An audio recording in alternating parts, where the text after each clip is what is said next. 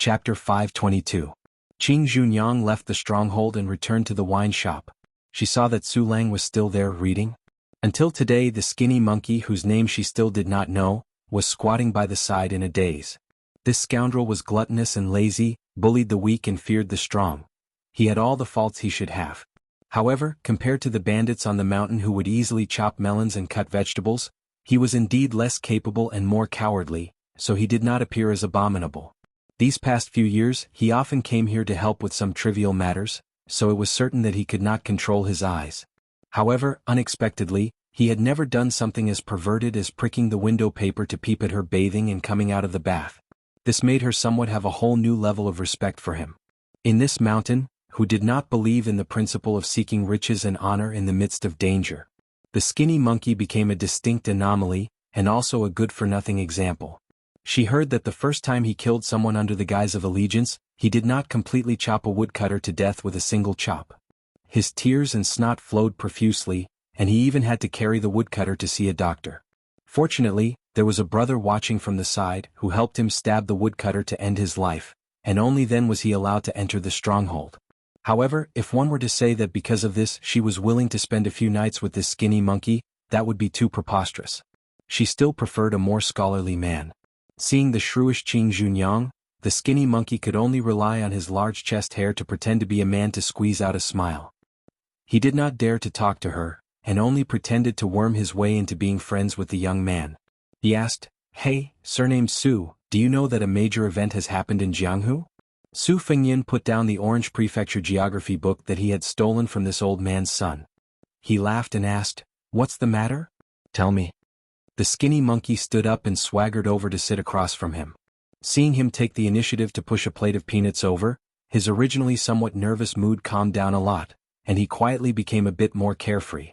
He threw a peanut into his mouth and with one foot on the bench, he clicked his tongue and said, "A few days ago I went to the city and went to a restaurant with a brother who works as a servant. Do you know which restaurant it is? A meal at Fengxian restaurant costs a few taels of silver." The woman who could not stand this skinny monkey's blind bragging smacked him on the back with a broom and laughed. "If you have something to fart to say it quickly.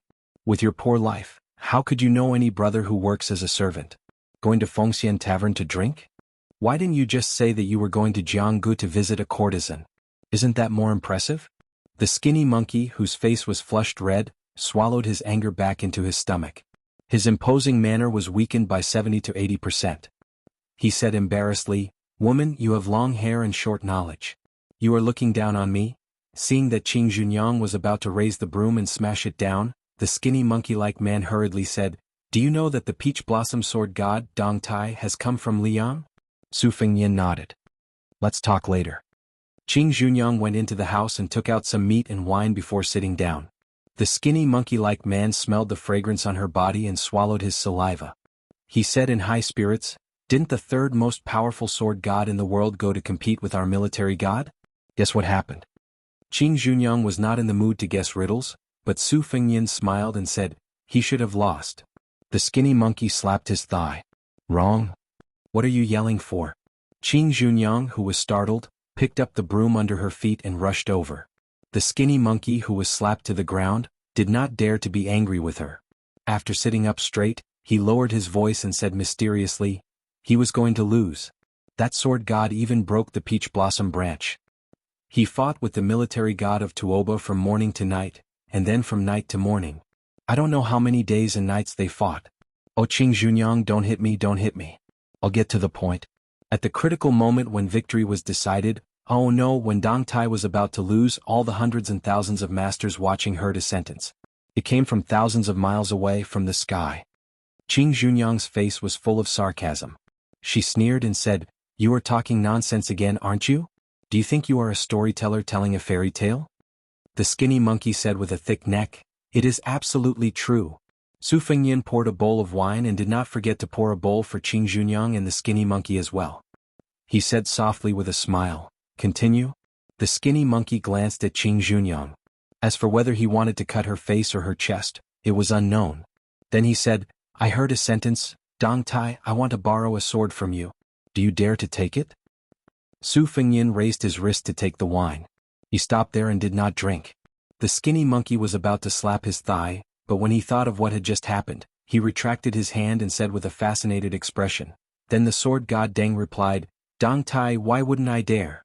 Thank you, Li Chungang, for opening the mountain for our swordsmanship. What happened next was even more frightening. A sword fell from the sky and into the hands of the peach blossom sword god. Then he fought the military god of Tuoba to a draw. No matter how soul-stirring the battle was, when it fell into the mouth of someone like the skinny monkey, there was always a lack of chewiness. Qing Junyang was skeptical. She had more doubts than she believed. She looked sideways and saw the young scholar drinking with his head lowered. The skinny monkey sighed and said in a muffled voice, They are all celestial beings flying around. I don't know if I will be able to catch a glimpse of them from afar in this lifetime. Qing Junyang did not think too deeply and asked casually, Who is this Li Chungang?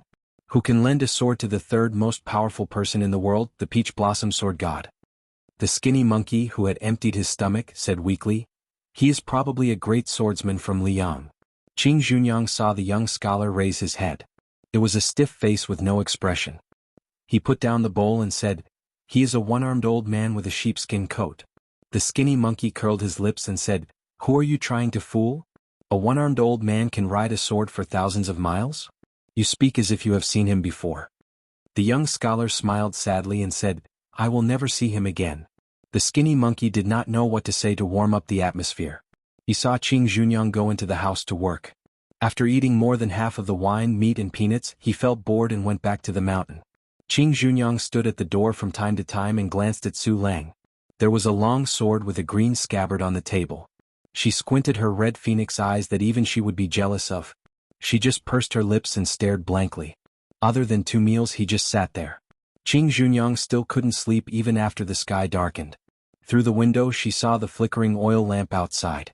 She put on her clothes and walked out, asking softly, Do you want some wine? He turned his head and smiled. He said softly, No need. She still went to get a jar of wine.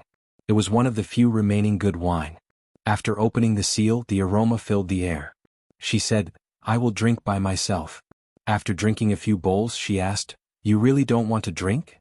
He shook his head and said, Just drink. I will wait for you to get drunk and have sex. The woman, who was amused, really started drinking alone. She drank heartily and did not lose to those men who boasted that they could only nod their heads if they were killed. As she drank, she began to speak in detail, just like the saying in my hometown, a hairless bird is taken care of by the heavens. In any case, I somehow managed to survive. I was afraid of death and felt that it was too ugly to hang myself. How painful would it be to slit your throat and stab your stomach with a kitchen knife? A chaste and pure woman, I really can't do it. This woman, who used to rub ink with her bare hands and add incense with her red sleeves, was also Qing Junyang, who used to make human meat buns. She was drunk and her eyes were hazy with tears. That husband of mine did not do anything bad, but he did too many good things. The maids in the house were all poor children. When they made mistakes, he was not willing to punish them severely. I was always the good guy and the bad guy. The farmlands that we rented out were not of good years. They said that they received IOU, but they piled up year after year. How could they ask for it back? How did they die? Since you are heroes who enforce justice on behalf of the heavens, why don't you just rob the rich to help the poor? Why do you have to kill everyone before you stop? The people you killed were all good people who were no worse than you. Su Fengnian said calmly, The last time I saw my eldest sister who had married far away, I advised her to go home. She refused, saying that the first marriage depends on the family, and the second marriage depends on the body. I knew she was waiting for someone. The woman laughed and cried, Did she wait? Su Fengnian nodded and said, She waited, but I would rather not wait. She turned her head and wiped her tears. She stopped drinking and sobbing. The two of them were silent. With a bang, the drunk woman knocked her head on the table. Her lips trembled as she stretched out a hand and said softly, My daughter, if she was still alive, she should be this tall, right? She raised her outstretched hand slightly, and the fingers of the hand that pressed against the table stiffened. Taller. Su Fengnian said, Ever since I picked up the blade and started practicing martial arts, I don't think I have done a single good deed that has anything to do with helping the weak. Today I'll be unreasonable. Tell me who you want to kill and I'll kill that person. She just turned her head and looked at this stranger who was becoming more and more unfamiliar. She asked, If you kill someone, will my daughter be able to live and grow taller under my watch? Su Fengnian carried the spring and autumn sword on his back and walked up the mountain. Chapter 523. Han Feng sat in front of the desk, caressing a golden saber with a diamond-shaped handle. It was a decorative saber with little practical use. He was thinking about when to pawn it for some money so that he could solve the urgent needs of the stockade. Putting down the golden saber, he saw a miniature ivory diamond sutra paperweight on the desk. Han Fang touched the densely engraved words on the paperweight with his fingers and sighed heavily. A single coin is enough to starve a hero to death. Han Fang lived on the upper floor of the Loyalty Hall. When he pushed open the window, he could see the apricot yellow flag that was erected on the bluestone square. Unlike many of the bandits in the stronghold who only wanted to live a good life, he had been keeping himself clean all these years. He did not abduct women up the mountain to be used as tools to satisfy his lust. In the past, when he went down the mountain to kill the rich and help the poor, or to block the roads and cut off the paths, he would distribute those delicate and pretty women to his subordinates. Song Kuei and Fang Dei, who sat in the top few positions, were not greedy for money. Their only hobby was to compete with each other for the affection of women and fight with each other. Every time he and Zhang Xiuqing had to mediate between them to make peace.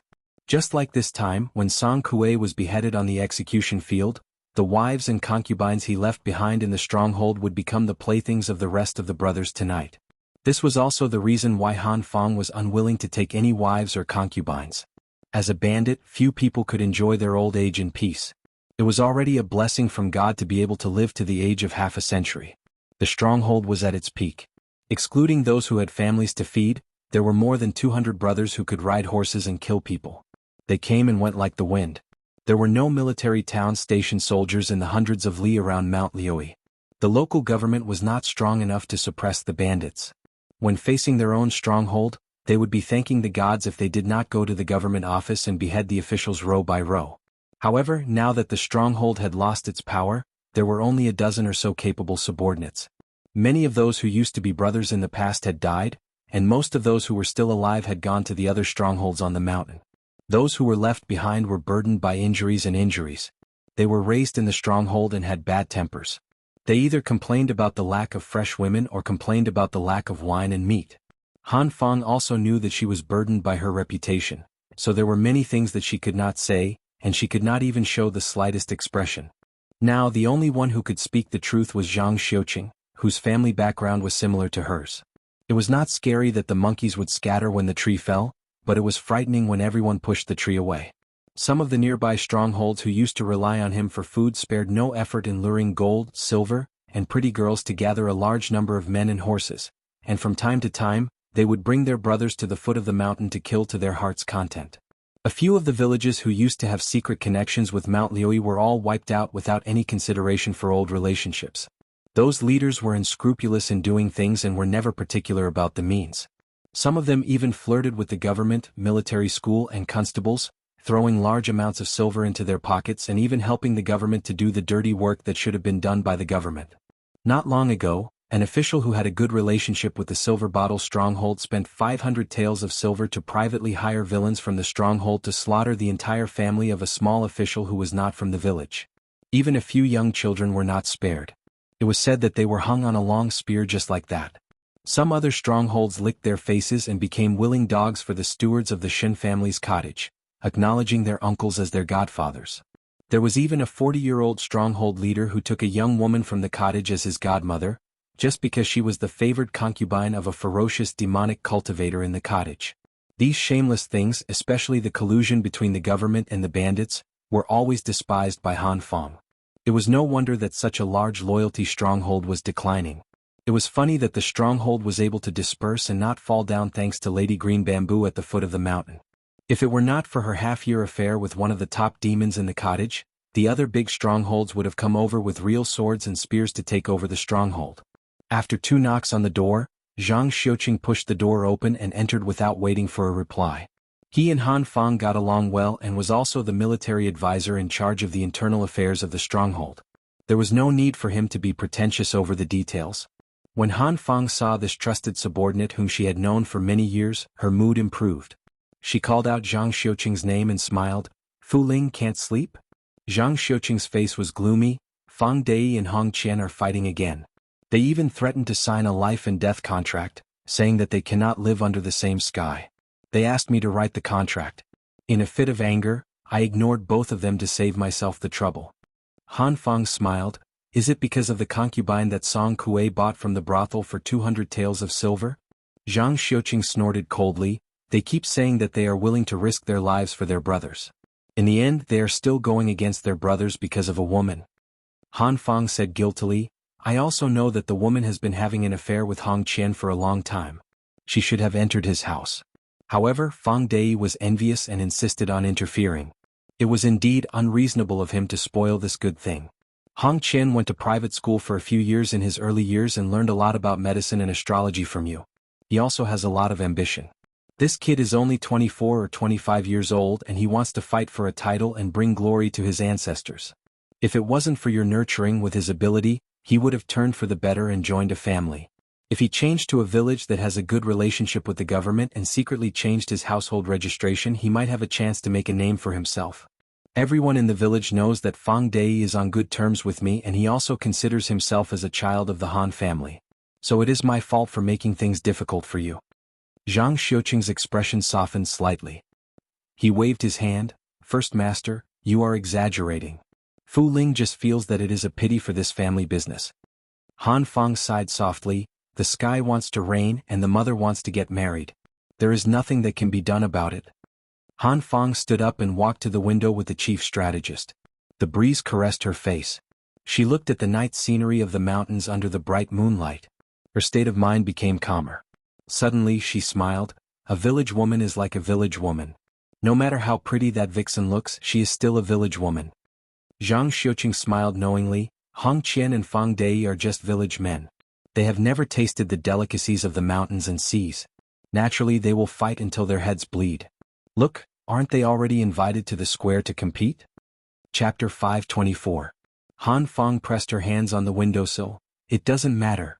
Fang Dei may look boorish, but he is actually more meticulous than a girl who is in love. He is full of schemes and he is only taking the opportunity to find trouble with Hong Qian.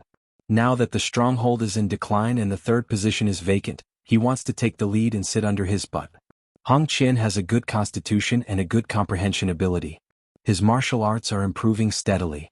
Fang Dei can only rely on brute force to fight as soon as possible. After a year and a half, he won't have to compete with Hong Qian anymore. This black bull is too clever, but he doesn't know that Hong Qian's ambition doesn't lie here.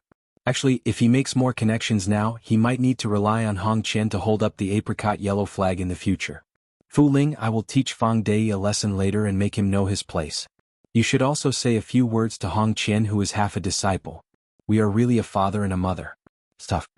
Zhang Xiuqing smiled and said, it's considered good. Compared to those stronghold chiefs who are grandchildren, we are at least considered as elders. The two of them looked at each other and smiled. Zhang Xiuqing frowned and asked, First Master, how should we deal with that scholar from Gusai Prefecture called Su Lang? Han Fang shook her head and said, don't bother about it. Today is different from the past. No matter if he is a scholar who is studying abroad or a spy sent by the government, we can't afford to offend him. The former is still okay, we can treat him with respect. If it is the latter, even if we can't afford to offend him, we can still hide from him. Zhang Xiuqing squinted his almond eyes and was filled with murderous aura. It doesn't matter. If the government really dares to send troops to kill us and leave us no way out, I just need to bring 10 elite brothers to sneak into the city and kill all the people in the backyard of these officials. Han Fang smiled and said, you, the heavenly monarch of thunder, don't look like a Jinren Fang. Zhang Xiuqing's eyes dimmed. He sighed and said, what Jinren? He's just a bandit in a Taoist robe. He only knows how to subdue demons and devils on paper. With a regretful look, Han Fang said, it's because the stockade is too small for Brother Fu Ling to display his talents and skills. If we could have been a little more powerful back then and had 300 brothers, we would have had enough power to ask for an official position. If we were recruited by the imperial court, we would have at least 6 or 7 official positions with real power in the inner circle and 30 or 40 official positions outside the inner circle. Not to mention Brother Fu Ling's strategic planning. With your identity as an outer circle disciple of the Taoist sect, you wouldn't have had to deal with the daily necessities in the stockade. Zhang Xiuqing stretched out 2 fingers and stroked his beard. He smiled broadly and said, life and death are decreed by fate. Riches and honor are in the hands of the heavens. Ordinary people like me can't force things. Han Fang's eyes widened. At the same time the Taoist blurted out, that's not right. Why did the devil show himself? Han Fang glanced at the Taoist beside her from the corner of her eyes. On the martial arts field paved with blue stones, a group of people appeared out of nowhere. They were all wearing brocade clothes that were rarely seen on the mountain. Moreover, even if the bandits in the stockade wore silk clothes, it was inevitable that they would look like monkeys wearing hats. The dozen or so handsome men and beautiful women had a very good temperament, like immortals from heaven descending to the mortal world, making people jealous. The leading middle-aged man wore a wide-sleeved white robe and came barefoot. His face was like jade and he didn't carry a sword. However, there were several sword-wielding attendants beside him. Needless to say, such a magnificent scene was the arrival of the nobles from the Xianxia's thatched cottage on the Chang'e peak of the Liuyi mountain. When Han Fang saw that Hong Qian left the field and didn't fight with Fang Dai, he walked towards the graceful man who looked like a marquis in the mortal world and bowed respectfully. Han Fang's heart sank to the bottom. As expected, Hong Qian had secretly changed his allegiance and joined the cottage. Han Fang sneered. The Taoist Zhang Xiuqing was furious. He angrily scolded, "Bastard!" and jumped out of the window and landed on the field. Fang Dai and the dozen or so brothers in the stockade who were watching the show were also on guard. Zhang Xiuqing pulled out the pine-patterned peachwood sword from his back and pointed it at Hong Qian. He said in pain, "Hong Qian, the stockade has treated you well. Back then you killed the soldiers and had no other way out. It was the master who took pity on your abilities and took you in. Why did you do such a disobedient thing?" Hong Qian's simple words made Zhang Xiuqing, who was half a master, speechless. People walked towards higher places. Hong Qian continued expressionlessly, "That's right. It was me who reported to Immortal Zhongli that a strange man tried to get close to Lady Qingzhu. Since Lady Qingzhu had entered the divine residence of the cottage, she should be a member of the cottage alive and a ghost of the cottage dead. She was unscrupulous. What's wrong with me telling the Immortal Master? Master, the Immortal Master has already promised me that as long as you are willing to leave the stockade, the Immortal Master will be merciful and there will be a place for you in the cottage. Isn't such great glory what you have been dreaming of for many years? I built a Qingyun ladder for you out of kindness. What's wrong with that?" Immortal Zhongli's trip this time was on the way and he didn't intend to argue with the stockade. He only went to take the lives of that adulterous couple. The man with bare feet on the ground finally spoke. Squinting his eyes, he said, "I heard that the two leaders of the Zhongli stockade are quite skilled. Otherwise they would have been imposters like Hong Qian. They would just have changed their original surnames and be given the surname Zhongli. However, before that, I still want to see if they are worthy of my attention. I want to see how you, Zhang Xiuqing, beat the 13 towns at the border with your rod techniques and whether your swordsmanship can really attract thunder. If you disappoint me, I will flatten this stockade tonight and erase its name. This apricot yellow flag has long been an eyesore to the masters of the cottage. They are enforcing justice on behalf of the heavens, but they are actually doing evil. How ridiculous." The man raised his head and looked surprised. A young man with a sword on his back stood at the top of the flag. He was so angry that he laughed. "Little kid, you don't know your place. How dare you show off your insignificant skills in front of me? Hong Qian, go and cut down the flagpole." If he cut down the flag, it would be tantamount to forming a blood feud with the stockade. Hong Qian knew the severity of the situation, but he still gritted his teeth and ran forward, cutting down the flagpole with one strike. Zhang Xiuqing, who did not dare to stop Hong Qian in front of the devil from the cottage, had an ashen face. Zhongli stockade was completely finished. The flagpole suddenly fell towards the center of the square. However, the traveling scholar who only dared to fight with a widow at the foot of the mountain did not lose his footing and fall to the ground. His body was still as straight as a spear. When he landed with the flagpole that had fallen to the ground swayed and was kicked out by him. The flagpole was used as a sword and shot towards the carefree devil from the cottage. Hong Qian shouted angrily and slashed down with his sword. Unexpectedly, when the sharp blade hit the flagpole, not only did it not break the flagpole, but a huge force also rebounded into the sword. He almost could not hold the sword.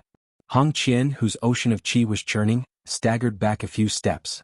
He looked over in shock and could no longer see the weak scholar. The devil from the cottage, whose surname was Zhong Li, sneered. He stepped out and pressed his palm on one end of the flagpole, breaking it inch by inch. There was no doubt that he was an expert. Everyone only saw the scene of him breaking through the flagpole but did not see that he had quietly slid back a few inches. The devil tried to raise his qi several times but could not stop himself from retreating. The fear in his eyes was no less than Hong Qian's. When he saw the young swordsman disappear in a flash, he finally could not hold it in and said in a low voice, "Sword, come." The sword boy hurriedly threw out a simple ancient sword covered with ice cracks. The next scene was that the young man stood in front of the famous middle-aged devil of Mount Lioi. One of his hands overstepped his authority and caught the ancient sword for his master. The other hand grabbed the devil's neck and lifted him up. The devil broke a flag, but the young man twisted the ancient sword in his hand and broke it inch by inch. Su Fengnian stared at the ferocious red face and asked coldly, "Do you deserve to use a sword? Do you deserve to use the word sword, come?" Chapter 525. Su Fengnian casually threw away the useless sword that was once known to cut jade like mud and asked again, "Who allowed you to say the word, sword?" Normally, if someone dared to be so arrogant and rude, he would be chopped into minced meat and fed to the dogs with his sword. However, this young man, who was even more of a devil than him, was stronger than him. He struggled to gasp and said, "I heard that the sword Immortal Li Chungang of the Liang dynasty once said that he was a model for swordsmen of our generation, so I secretly learned and used it. If young master is dissatisfied, I know I Zhongli Handan won't say it again. I won't say it again for the rest of my life." Zhongli Handan's face turned from red to purple as he gasped and said, "I heard that the sword Immortal Li Chungang of the Liang dynasty once said that he was a model for swordsmen of our generation, so I secretly learned and used it. If young master is dissatisfied, I know I Zhongli Handan will never say it again." Su Fengnian responded with an "oh," and raised his hand. He slapped the side of the head of this immortal from the cottage. Then, his head was pulled out of the body and rolled far away like a watermelon. Su Fengnian threw away the headless body and laughed softly. "Sword and lie are such common words. It must be very difficult for you to keep your promise. In order not to break your promise, I have to help you." When the servant boy who handed Zhongli Handan the sword saw his master die suddenly, he did not care about anything else. He also did not think deeply about why his master died in one move. He only thought that he was tricked by a villain and was careless. He snatched the famous sword from the other servant who was holding the sword. After he pulled out the sword with a clang, he angrily rebuked with red eyes, "You crazy country bastard, do you know that Master Zhongli is the next hut master of Shinmen's straw hut? I will tear you into pieces and let you die without a burial place."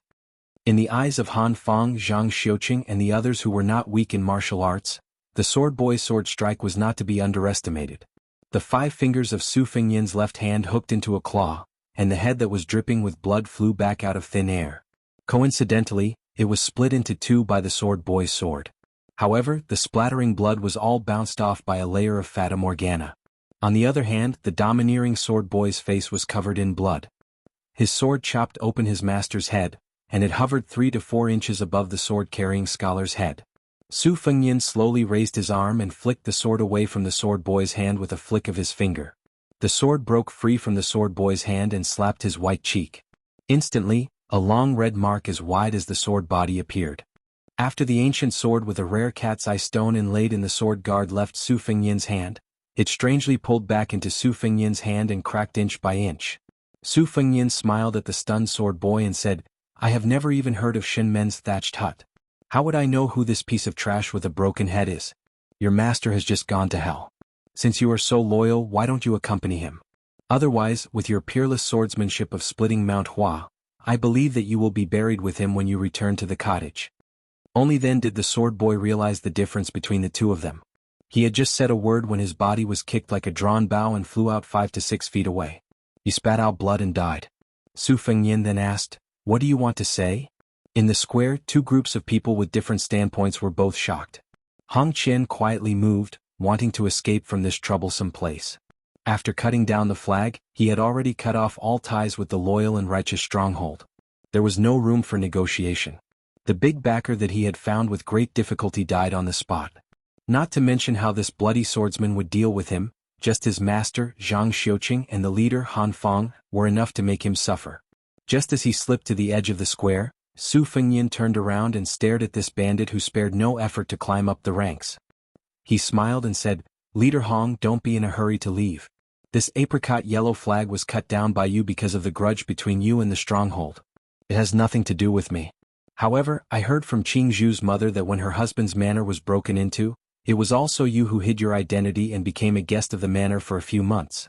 Then you cooperated from the inside and stabbed that scholar to death. Many of the pretty maids who used to joke with you were also killed that night after you lifted up your belt. Since Zhongli Handan is dead, come, if you are lucky enough to beat me, Qingzhu's mother will be your plaything in the tent." Hong Qian's face was full of bitterness and regret. He said, "Young Master Su, you must be joking.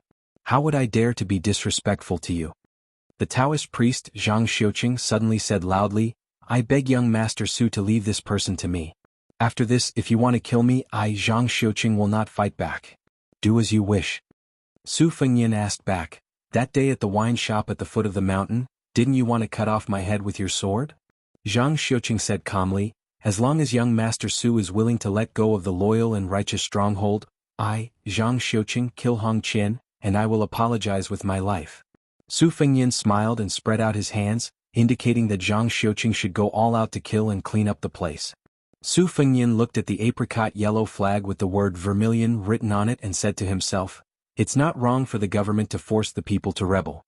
However, after eating wine and meat, they changed from being unarmed to holding weapons. In the end, the people who killed the most were the people like you. Who is the one doing justice for whom?" Su Fengyin looked at the group of shivering cottage servants. Since even the king of the mountain was dead, what else could he do? Su Fengyin turned his head and said to Han Feng, "Leader Han, can you lend me 7 or 8 horses to go with me to the Shen men's thatched cottage to see the wonderland on earth?" Han Feng clasped his hands and said loudly, "I dare not disobey." A few bandits from the Zhongyi stockade brought over a dozen horses from the stable with fear. They were afraid that this handsome guy, who was even more devilish than a devil, would think that there were too few horses and that he was not observant enough and would kill them all. That would be really unjust.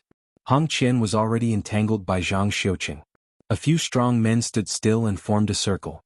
Against the famous anonymous disciple of the Dowd clan, Zhang Xiuqing, Hong Qian originally had no chance of winning.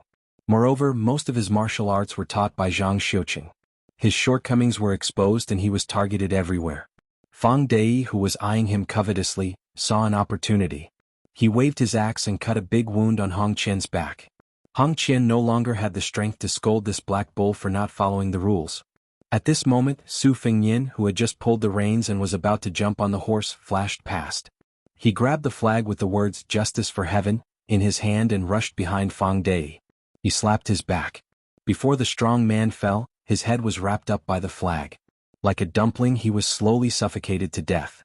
A cool breeze blew in the square, but it made everyone fall into an ice cellar. After Hong Qian's chest was pierced by Zhang Xiuqing's sword, he laughed and said, "It's good to die. All of you died happily. I will still be a man in my next life. I only hope that God will let Han Feng, Zhang Xiuqing and the rest of you become women." Without waiting for him to finish his last words, Zhang Xiuqing's sword pierced his heart and lungs. Su Fengyin glanced at the apricot-eyed Taoist and said calmly, "Since Lady Qingzhu said that you still have some sage-like demeanor, I will spare your life. As for what to do in the future, wait for me and Leader Han to come back and make a decision." Chapter 526. Unexpectedly, this Taoist priest was also decisive.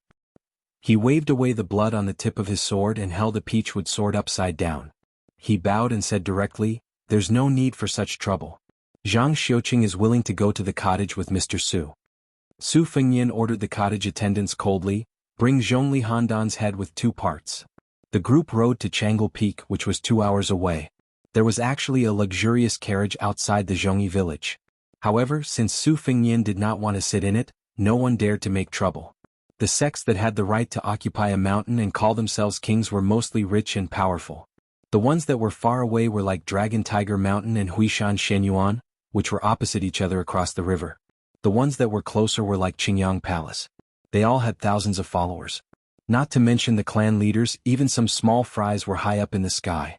In the eyes of ordinary people, they only felt like they were covered by clouds and mist. Naturally, they would be in awe. The Shen family thatched cottage was the king of the Liuyi mountain. However, the devil in front of them, who was grabbed by the neck like a wild duck, liked to call himself an immortal. His strength was among the top 5 in the cottage. A few years ago, it was rumored that he was close to rank 2. According to the details that Su Fengyin learned from Qingzhu, the cottage had about 2 rank 2 masters. For a state like the Orange State, it was indeed not bad. The owner of the cottage had the surname Shen. This person with the surname Zhongli was the dishonorable illegitimate son of the owner of the cottage. However, he was quite talented in martial arts and had the chance to reach rank 2 before the age of 40. Whether he was an illegitimate son or not, it did not matter. The reason why the Shen family thatched cottage was labeled as a devil sect was because they were good at sex and tantrism. In the end, as long as it was related to sex, the cottage was good at it. When the disciples of the Shin family went down the mountain, they either killed their parents or kidnapped their young tripod furnaces.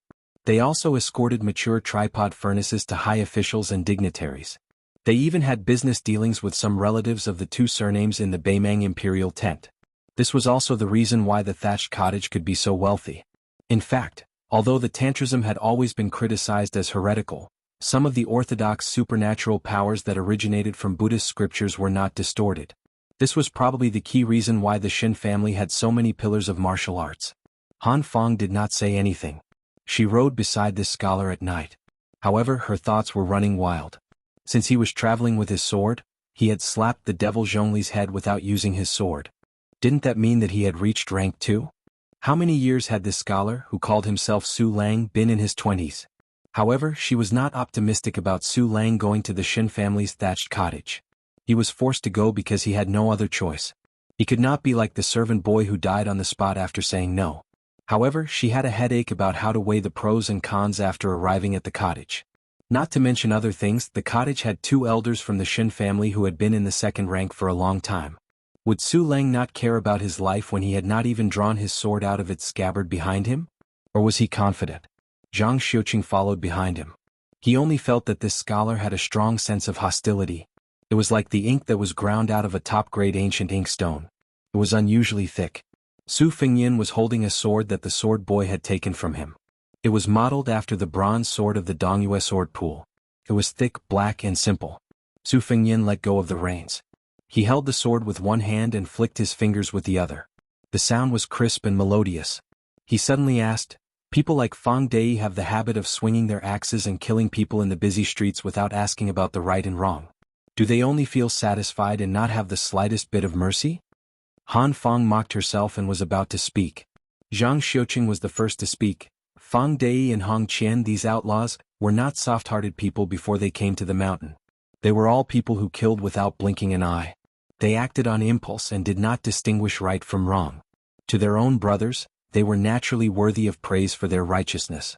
This is just like the so-called killing their children and raising their mothers in the 24 filial piety of the Central Plains. They're all crazy. In the end, they go against common sense. In the end, the loyalty of the brothers depended on Fang Dei and these boorish fellows. Those who were literate and quick-witted were rarely willing to hang themselves on a single tree.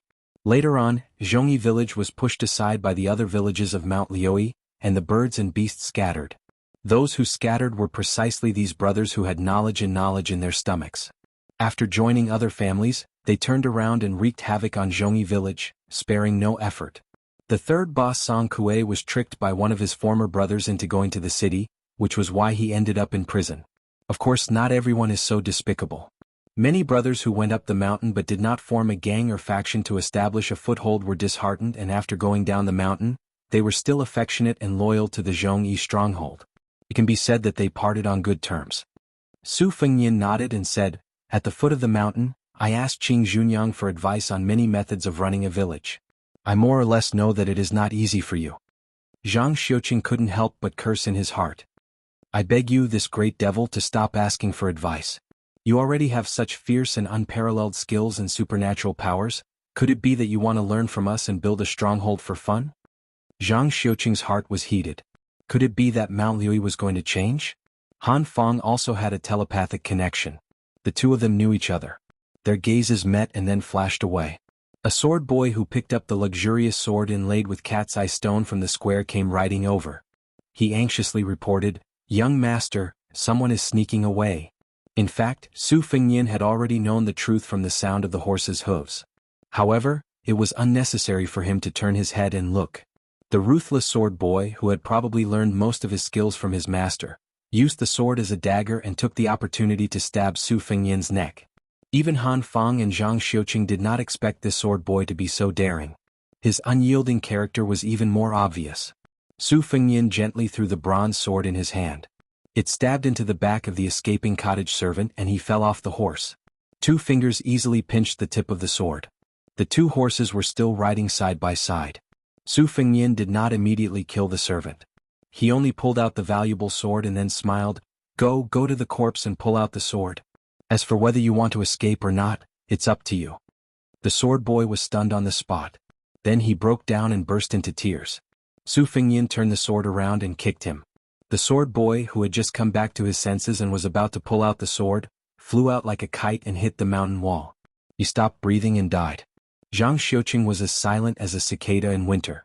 How could this devil's character be more unpredictable than his methods? Su Fengyan, who was sitting steadily on the horse, threw the sword to Han Feng. He put his hands in his sleeves and squinted his phoenix eyes to look at the road in front of him. He remembered the harsh days when he saw thieves armed with knives and sticks as his mortal enemy. Every time he crossed over a mountain, there was a young girl who was determined to be a heroine who would happily shout that the king asked her to patrol the mountain. She would patrol the South Mountain and the North Mountain. At the end of each sentence, she would not forget to make incessant moans. Su Fengyan said calmly, "If you, a heroine, knew that you were going up the mountain just to kill people, would you still call me your good brother?" There was another chapter at around 2 o'clock in the morning. It was to thank the new top scorer on the 13th, Grey Shepherd V. Gale Altar. As for the new top scorer on the 14th, young Master Fu Shu, his outburst came later. Chapter 527. Su Fengyan went up the mountain because he wanted to learn from Li Chungang and kill thousands of soldiers by himself. Although he did not bring spring thunder with him, he was still nourishing it. Su Fengyan had already noticed that he had accumulated too much killing intent and hostility. If this continued, he would go crazy sooner or later. When that happened, Bailiang would lose a hereditary king of Bailiang, and Beimeng would gain a new demon who would kill without batting an eyelid. After asking about the family background of Shinmen's cottage, he learned that other than the 2 old men who were above the common populace, there were 4 or 5 masters, who were as strong as Zhongli Handan. For the Orange Province, where there were many military towns, they were already bold enough to survive in the cracks. Beimeng ruled the Jianghu with an iron fist. Among the 5 major sects, Tibing Mountain, which was no different from a military town, was ranked 3rd. The chess and sword music school was ranked last. Because there was Hong Jingyan, who was on the Wushu rankings holding the flag, as well as the master of the sword mansion Jianqi and a few other hidden masters, no one dared to look down on them. With these 5 beasts who absorbed the resources of the Jianghu like whales swallowing whales, there was an insurmountable gap between the superclass sects and the first-class sections. Su Fengyan did not find this strange. Beimeng only used such methods so that they could gather the strength of the Jianghu at the start of the war and integrate it into the army to deal a heavy blow to the Liang dynasty. Looking at it this way, when Su Shao entered the Jianghu on horseback and broke the Jianghu, there were pros and cons. For the imperial court it was a headache. However, once the backbone was crushed and the backbone was broken, the Jianghu would lose its vitality. Su Fengyan shot a glance at Han Feng. This stick-wielding hero who sat at the head of Zhongyi stronghold came from a prestigious family. The Han family was the cornerstone of the strategic border region Ji province for 100 years. It was unknown just how many waves of northern Meng invasions they had withstood. The old man of the Han family had once led 800 elite cavalry to charge at 60 to 70,000 northern Meng soldiers. After identifying the location of the royal flag, they directly slaughtered their way over, their military achievements illustrious. This was not an exaggeration in unofficial history. It was always recognized by the internal court historians who were strict with history, and was written with rich ink and color. With the Han family controlling a few key passes in Ji province, it caused the Beimeng's cavalry to go south for the first 40 years. Countless times they hit a wall, they were so hurt that they simply took a detour. Because of this, the Han family had always been regarded as a big problem by the Beimeng imperial tent. The Han family could be said to be fiercely loyal. Interestingly, in the past 100 years, no matter what the emperor's surname was, as long as you sat on the dragon throne and wore the dragon robe, the Han family would be loyal and devoted. They would do everything they could to guard the border for you. The Han family members of the Han family would not hesitate to die again and again, and the number of direct descendants who died on the battlefield was countless. Until 10 years ago, Zhang Julu and Gu Jiantang took the initiative to rotate the border towns. The 2 Liao provinces, where the Beimeng army started, especially Jinzhou, rebelled fiercely and almost caused the first mutiny after the spring and autumn period. Next was the Han family of Ji province.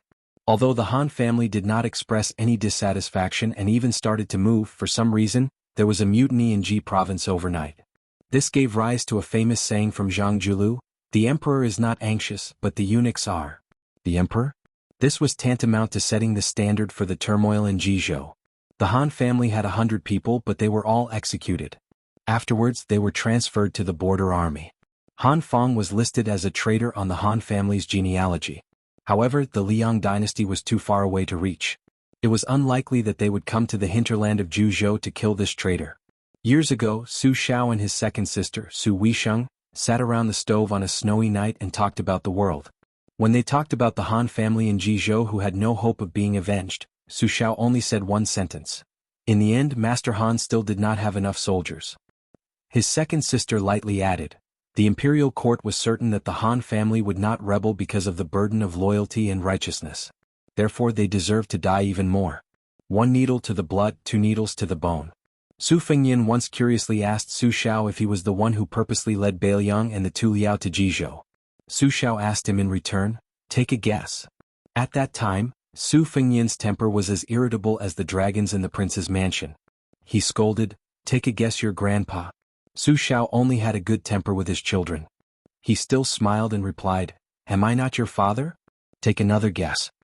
Then the young Su Fengyan was completely speechless. At that time, his second sister, who had not yet gone to the Xiangyin Academy to study, held her belly and laughed for the first time. Finally, they approached the Shen family's thatched hut. One servant of the Shen family was kicked to death, another stabbed to death with a sword. Those who survived no longer had the arrogance they had when they came down the mountain and entered the stronghold. Even when they were about to enter their own territory, they did not dare to show any emotion. They still kept a straight face and rode behind the scholar carrying the sword. On Changla Peak there were rows upon rows of bamboo buildings. Thousands of large red lanterns were hung high up. The decorated archway had the 4 words 6 Feitian Peaks hanging on it.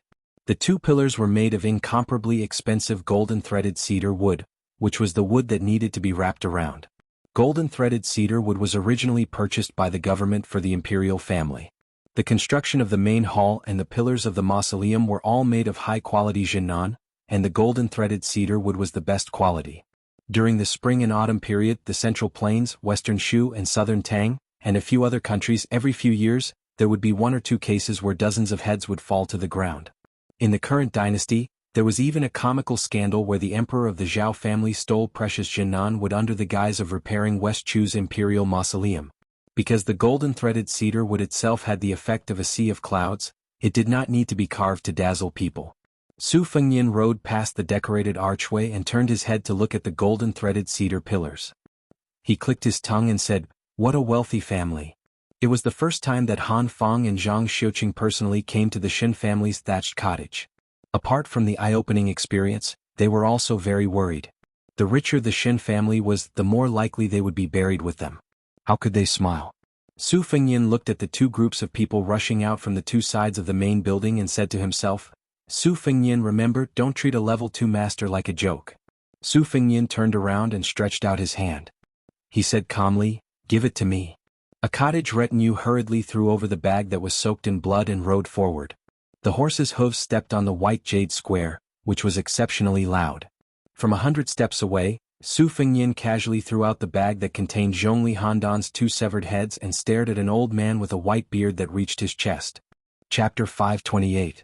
Not everyone could make the head of the Shen family get up from his white belly in the middle of the night and personally go out to receive them. However, since there was a saying that one had a high vantage point, of course, there would be benefits to living high up. The disciples of the Shen family who were responsible for the night watch had already spread the news. Layer by layer, the situation became more and more intense. Only then did the old man, who had not cared about worldly affairs for many years, notice. Zhongli Handan was his illegitimate son. After it was confirmed that he had the potential to enter rank 2 in the prime of his life, he gradually had high hopes placed on him and was highly valued by the cottage. Many of the resources that originally belonged to the eldest son began to be tilted towards Zhongli Handan. Even when he killed a concubine who had killed his own mother, the cottage did not punish him. Later on, he strangled another concubine to death with a white silk cloth. Only then was he punished to be locked up in the word sword study at the back of the mountain for a year. In fact, he was only suppressed to practice martial arts and browse secret manuals. Tonight, there was clearly an important guest who had just visited the residence. After that, Zhongli Handan secretly left the mountain in a carriage. This was not a big deal. What was surprising was that when he came back, he was nowhere to be seen. How could the cottage, who had spent a lot of money and effort on him, be at ease? The 2 sides were in a standoff. A disciple of the Shen family who had a slender bronze sword received a signal from his eyes. He jogged over to open the bag and was shocked as if he had seen a ghost. It was almost there. It was not a ghost. It was just the head of a dead person. The swordsman who had his back facing the family had a complicated expression. After he turned around, he hid the ecstasy in his eyes that was hidden very deeply. With a face full of grief, he said in a trembling voice, "Head of the hut, Zhongli Handan is dead." The head of the hut was extremely angry. The long beard in front of his chest fluttered. He lifted the iron cane that weighed hundreds of kilograms and heavily smashed it into the jade ground, creating a hole. He shouted, "Who are you?" Su Fengyin did not pull the reins. He put his hands in his sleeves and carried the spring and autumn sword on his back. He sat still on the horse and said calmly, "To be honest, this is the first time I've met this cottage swordsman who calls himself Zhongli Handan. We have no grudges against each other. However, he said, 'Sword come,' and said that he wanted to imitate sword god Li's style on the snowy plains. However, he didn't send thousands or hundreds of swords. He only asked his servant to throw a broken sword over. I really couldn't stand it anymore and coincidentally wanted to kill him so much that I went crazy, so I slapped his head off. If the Shen family cottage can't stand it anymore, why don't you take turns fighting me?"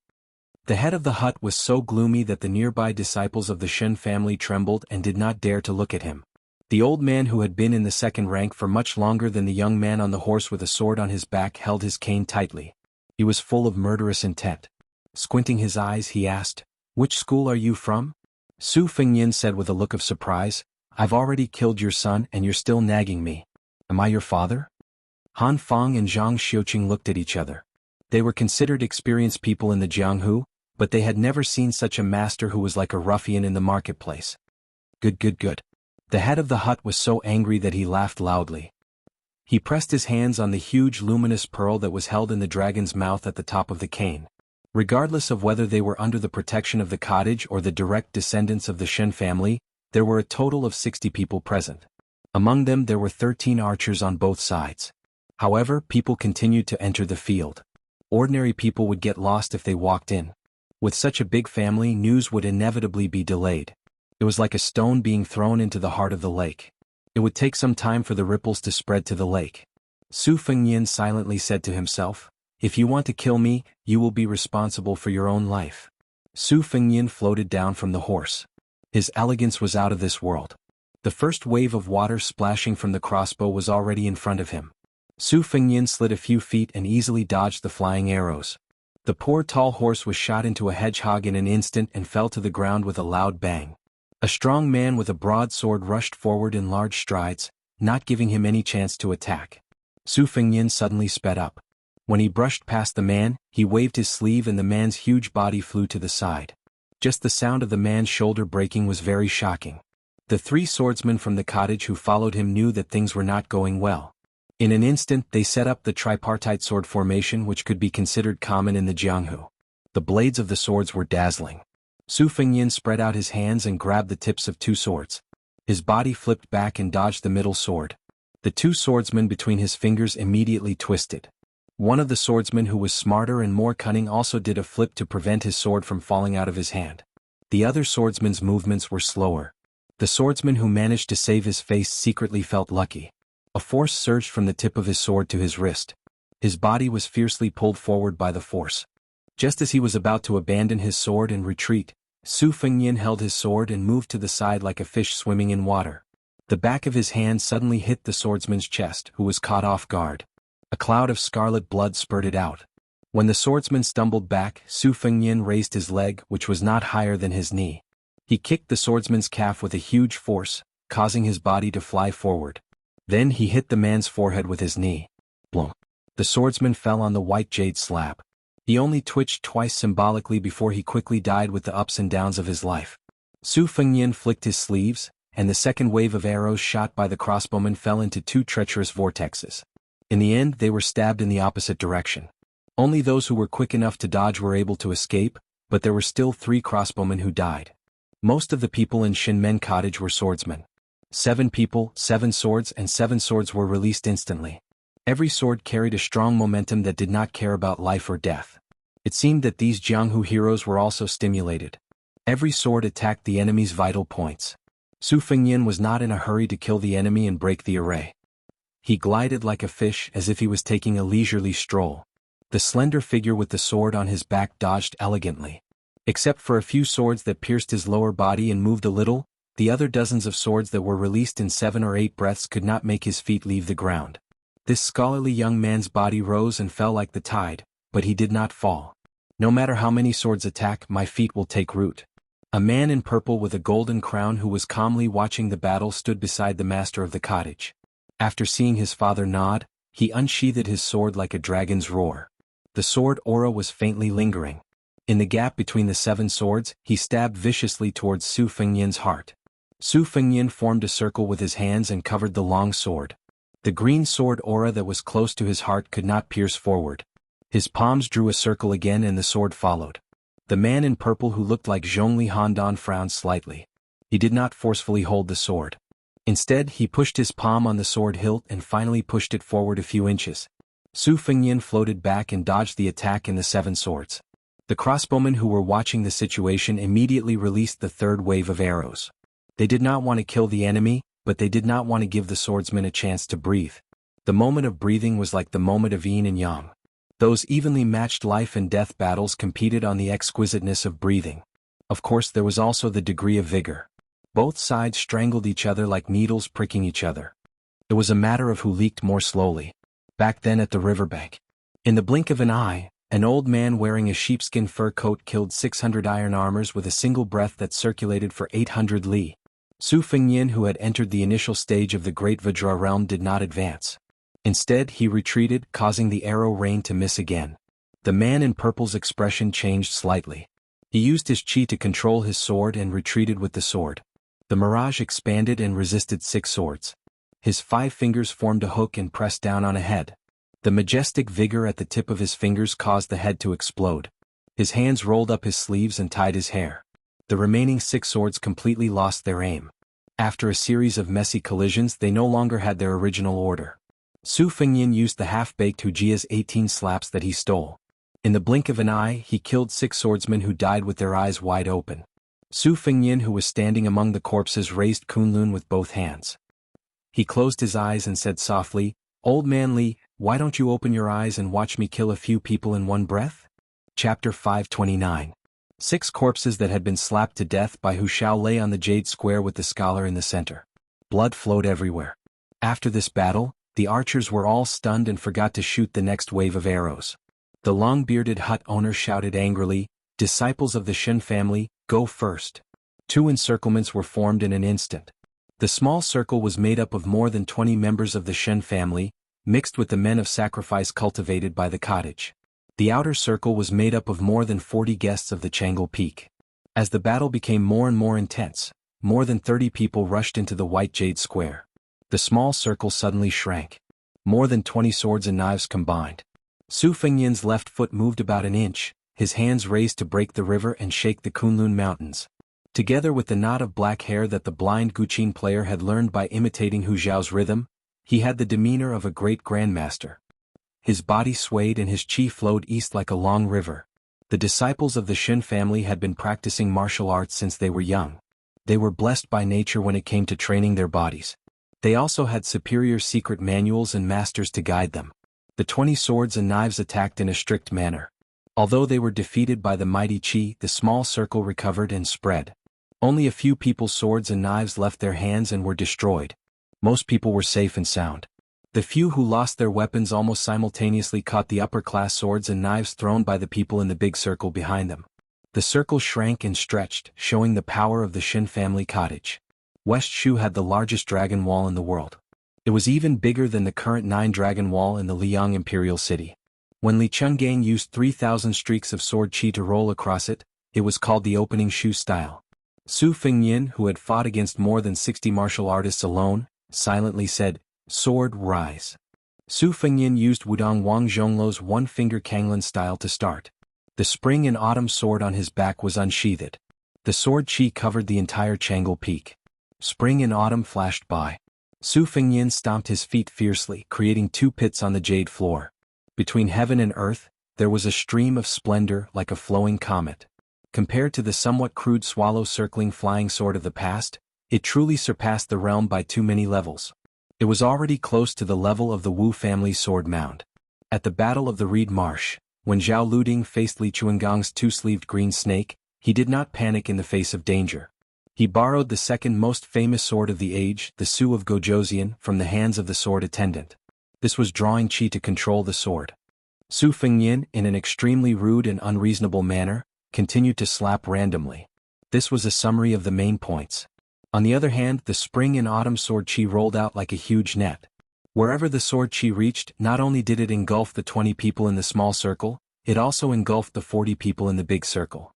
The sword pierced through his neck, his chest, and his leg. The sword came and went, and the qi was endless. The father and son of the Shen family were two of the three master realm cultivators on Chang'e Peak. The father and son had reached rank 2 one after another, which was a fantastic story in the underworld of the Orange State. It could be said that a tiger father would not have a dog son. The reason why Shinji had high hopes for his illegitimate son Zhongli Handan was because he was waiting for the day when 3 master realm cultivators appeared in Chang'e Peak. This would undoubtedly help the cottage close the gap between them and the top 10 sections. The younger generation of the Shen family had many talented martial arts geniuses. As long as they did their best to raise a rank 1 expert within 30 years, the Shen family would be qualified to enter the eyes of the Northern Mang imperial court and would be supported by large amounts of people, money, and resources. The rich would get richer. This was the underworld of the Northern Mang. Not only did the imperial court allow the small sects to eat shrimps, they would also take the initiative to help the big sects to eat the small ones. If they did not move forward, they would fall behind. In Dunhuang City, which was 600 miles away, the city lord was like a king who had established his own sect. He was called the Second King by Little Emperor Wu. He had long wanted to devour the Shen family cottage. If it were not for the fact that the Chang'e Peak and the royal family had built up a huge amount of incense, which allowed several military towns to stand between them and were willing to stop the Dunhuang City forces from invading the south, the cottage would have been devoured long ago. Living in peace, one would not think about danger. The 40 or so sects within 300 miles of Dunhuang City were examples. The death of one person in the cottage meant that there would be more danger. How could Shinji not be worried? The purple-robed swordsman from the eldest branch of the cottage squinted his eyes and said gloomily, "If we don't get rid of this person, how can the cottage stand in Mount Lioi? Should I ask Grandpa to come out?" The cottage master shook his head and seemed to ask himself, "Isn't the price too high?" The middle-aged man retorted in a low voice, "Are we going to let this person kill everyone in the square?" The long-bearded cottage master squinted his eyes and said, "No hurry. Wait until he stops breathing, then you can test him again." The next cottage master, who was more elegant than Zhongli Handan, said angrily, "If we still can't take him down, what should we do? If we lose face, we will be hurt. Those bastards in Dunhuang City love to take advantage of every opportunity. Won't the cottage be in danger? If the cottage is destroyed, how can the descendants of the Shen family live a peaceful life? We can't learn from those filthy village leaders and take the Dunhuang City lord as our godmother and be her slave, right? The messenger from Dunhuang City on the mountain has a seductive face and a plump body. She is like a concubine in the palace. However, her heart is vicious and her tone is lawless. She just came and already said that she wants the entire Shen family of the cottage to be the fake sons of Dunhuang City. How can I tolerate that?" Shinji frowned and said, "Don't try to goad me. Nobody knows my son better than his father. Do you really think that I'm old and dim-witted for all the tricks you've done in secret all these years? You blame me for not being willing to rely on Murong Baoding and not paving the way for you in the military world. So, you secretly made friends with the henchmen who hold the decree. Shin Kaiha, do you still think that I am your father?" Shin Kaiha's face was distorted and he sneered, "My mother was strangled to death by Zhongli Handan's illegitimate son with a piece of white silk. However, you don't even allow me to take revenge. What kind of father are you?" The old man held the iron crutch tightly. He was angry at first and then sad. His eyes were lonely. He suppressed his anger and sighed, "Now that Handan is dead, you and I should be united." Looking at the sword in the square, the owner of the cottage felt that he was old. A scholar who had become a crown could ride a sword, which was hard to find for ordinary swordsmen. The old man said slowly, "Murong Baoding is a man of great talent and bold vision, but he has a disloyal heart. Even if he can fight against Her Majesty, who is from the same clan as him, can he fight against Tuoba Bodhisattva who has military power? Can he defeat the other 7 people who will sit on the mountain and watch the tigers fight? If I kneel down and show my goodwill to Dunhuang City, even if the Shen family is struggling at death's door, it is better than being executed one day." Xianxia said coldly, "Let's talk about the future. Right now we still have to rely on people." The old owner smiled bitterly and said nothing. In the square, the spring and autumn sword had broken through 2 layers of the circle.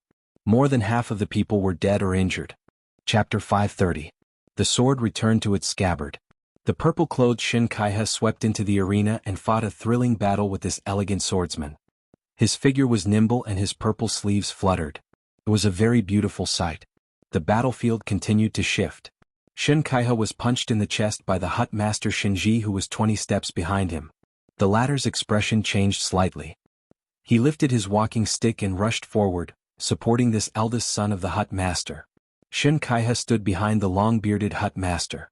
Su Fengyin originally did not want to play any trick of capturing the leader of the bandits. He only wanted to deal with the continuous battle of attrition and kill again. However, since he had delivered himself to his doorstep, he did not hold back. He unsheathed the spring and autumn sword. He saw the hut master with the white beard lift his walking stick. Su Fengyin sensed that this second-level master's qi had collapsed in an instant. Although there were signs of reversing the flow of qi, it was as if he had received another heavy blow. Finally, like the river and the sea, the spring and autumn sword pierced through his heart without any stagnation. It drew an exquisite arc in the air and returned to its scabbard. Su Fengyin narrowed his eyes. There was some surprise and even more unreasonable strange smile. Xianxia roared, "Father," and hugged the dying old man who had been pierced by the sword. He carefully sat down and lowered his head with tears in his eyes. His gaze was unusually cold. The hut master Xinji, who was about to meet the enemy, had been attacked twice in the back by the qi of the sword at close range. 2 of his vital acupoints had been pierced. The acupoints themselves were not fatal to martial artists. However, the Xin family's unique inner strength cultivation method was very particular about stopping and then stopping again in the circulation of qi. The circulation of qi was progressing layer by layer. In the end, the atmosphere was very vigorous. This subtle moment of the Xin family's 3 stops to reach the peak was not easy for outsiders to grasp. However, Xianxia was very familiar with it. The 2 stabs had caused Xinji's inner strength to lose its foundation. Finally, he was easily defeated by the spring and autumn sword. Father and son, one lying down and one sitting, looked at each other. Unexpectedly, Xianxia, who had committed treason, wanted to use the excuse of wiping the blood to cover Xinji's mouth to prevent him from shouting out the truth. Unexpectedly, the old man only smiled bleakly and did not show much anger. He shook his head slightly and spat out a mouthful of blood. He slowly said, "Kaiha, although Zhongli Handan is arrogant, he has no ambition. You only know how to be jealous of his martial arts talent and hate his ruthlessness. Do you know that your mother and Aunt Lu were killed by your father's hands and not by him? I'm doing this for the future of the cottage. Handan has untied the knot in his heart. He doesn't hate you. Once I die, he will focus on practicing martial arts. You can take advantage of Dunhuang City, which is rumored to be Tuoba's lover, to join the army. Then you will have a meteoric rise. Furthermore, if Handan reaches the 1st rank, he will be in charge of Lufeng. Then you will have nothing to worry about. After all, the position of the leader of the cottage is yours. The bright future is also yours." Xinji, who was on the verge of death, spoke intermittently. Xianxia, who was in the prime of his life, pursed his lips and his lips trembled. Xinji, who was like a tiger that did not eat its cubs, grabbed his son's wrist and said with a hoarse voice, "Kaiha, don't get involved in the mud of the Murong family. Compared to the huge forces like Dunhuang City, the Xin family can't afford to play with a palace coup. Remember, there is a Zhuang spy hidden in the cottage. I purposely formed a connection with Dunhuang City to cover up your relationship with Murong Baoding. You have to be careful." Xinji's last words before he died were, "Don't feel guilty, Kaiha. You are someone who can achieve great things. As your father, I will take it as one of your achievements. In the future, you will bring glory to our family and have more children." Xianxia finally had a few drops of sincere tears. However, there was still no remorse in his eyes. Su Fengyin, who had watched a great show, knew that there was no need to fight today. The purple-robed man's actions seemed absurd and cold-blooded. He knew that he could not kill Su Fengyin in a short period of time, but he also revealed the truth of killing his father. It was obvious that he was giving Su Fengyin a name. Not to mention being an enemy, he could even become a secret guest. Su Fengyin suddenly raised his head and glanced over. A silk-robed man jumped gracefully on the roof of a tall building. He flew like a swan goose from a raised eave. After grabbing something, he fell rapidly and disappeared in an instant. Su Fengyin retracted his gaze and asked, "What do you mean?" Xianxia, who was sitting on the ground, looked as if he was an irreconcilable enemy. He gritted his teeth and said, "I, Xianxia, will personally find you after my father's death." Su Fengyin smiled and said, "I am Song Rong from the chess and sword music school." Under everyone's gaze he turned around and left the square. When he went down the mountain, only Han Fang and Zhang Xiuqing were left dumbfounded. The three horses traveled together under the moonlight and passed the towering archway made of Phoebe Jinan wood. Han Fang was frightened. She gathered her courage and asked, "Sir, are you from the chess and sword music school?" Su Fengyin smiled and said, "Obviously it is even more fake than the name Su Lang that I told you. It is just a name I made up casually. Do you really believe it?" Zhang Xiuqing smiled knowingly. Su Fengyin looked back at the night view of the mansion with lanterns hanging high and said softly, "I know you are from the Han family. If you don't want to die in the revenge of the cottage, bring a few trustworthy brothers and return to Jizhou tonight." Han Fang said bitterly, "Sir, who are you?" Su Fengyin said irresponsibly, "You will know in the future. Anyway, if you still want to help the Han family and turn the legend of the courteous minister written by the historian of the Liang dynasty into legend of the loyal minister, then go to Jizhou. Besides, you have no choice. If you want to live, you can only escape to the south." Han Fang said stubbornly, "What if I don't want to listen to orders?" Su Fengyin sneered and said, "Then die." Han Fang's expression was solemn and she said calmly, "When have the men of the Han family ever feared death?" Su Fengyin smiled and said, "Of course I am not afraid of death. Back then, in the capital of Ji province, a few hundred members of the Han family were strung together like grasshoppers. When they arrived at the entrance of the city, they raised their hands and chopped down with their knives. I heard that the butcher's knives even left a gash in their heads. I don't know how you became a cowardly fish that escaped the net, but I won't look into it. I will only negotiate with you. You go to Ji province and use the Han family's banner to secretly recruit 1,000 elite soldiers. As for where you hide, it is up to you. If you want gold, I will give you gold. If you want silver, I will give you silver. I can even provide war horses and weapons. After that, let's see if God will let the Han family wash away this injustice. As for who I am..." Zhang Xiuqing squeezed the horse's belly and took the lead to run a few hundred steps forward. After the three horses ran side by side again, Zhang Xiuqing saw that Han Fang's face was still in shock. It was obvious that the answer must be very shocking. Su Fengyin asked, "Other than you, Han Fang, are there any other direct descendants of the Han family?" Han Fang shook her head and said, "No."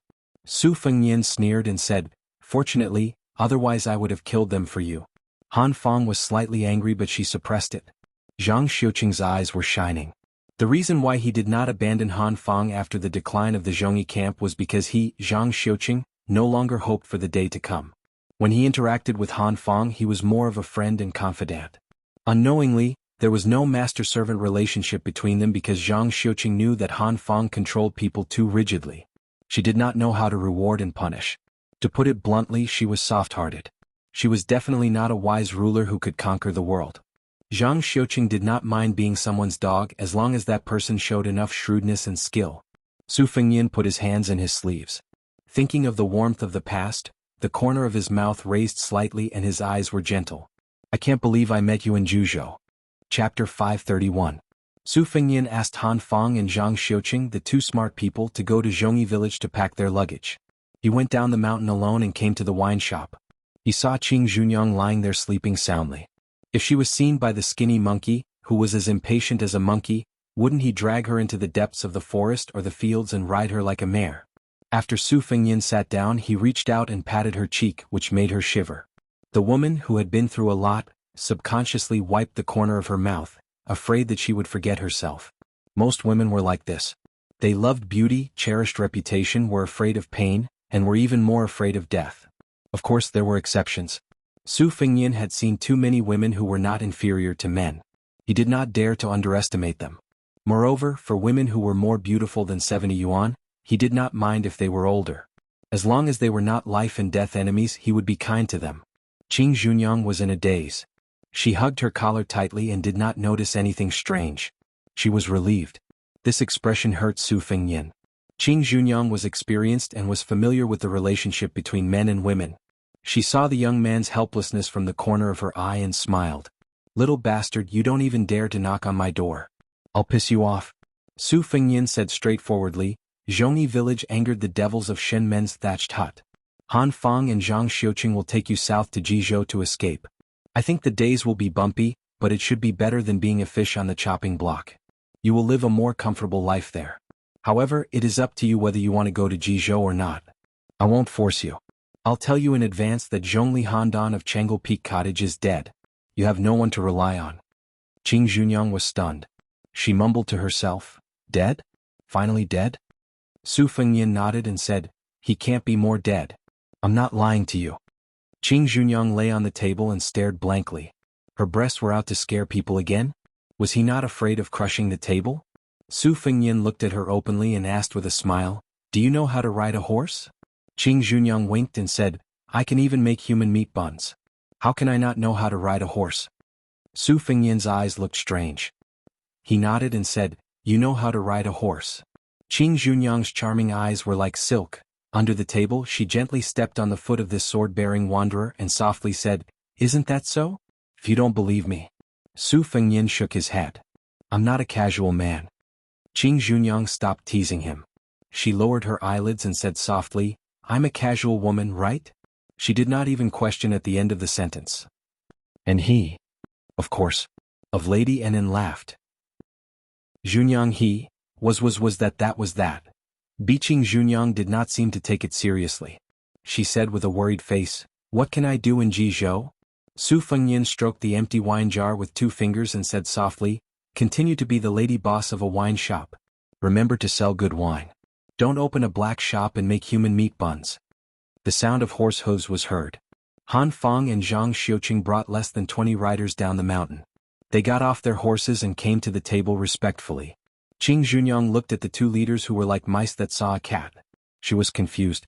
Su Fengyin counted the number of people and laughed. Including you, there are only 20 riders. Was it the second leader who stopped you?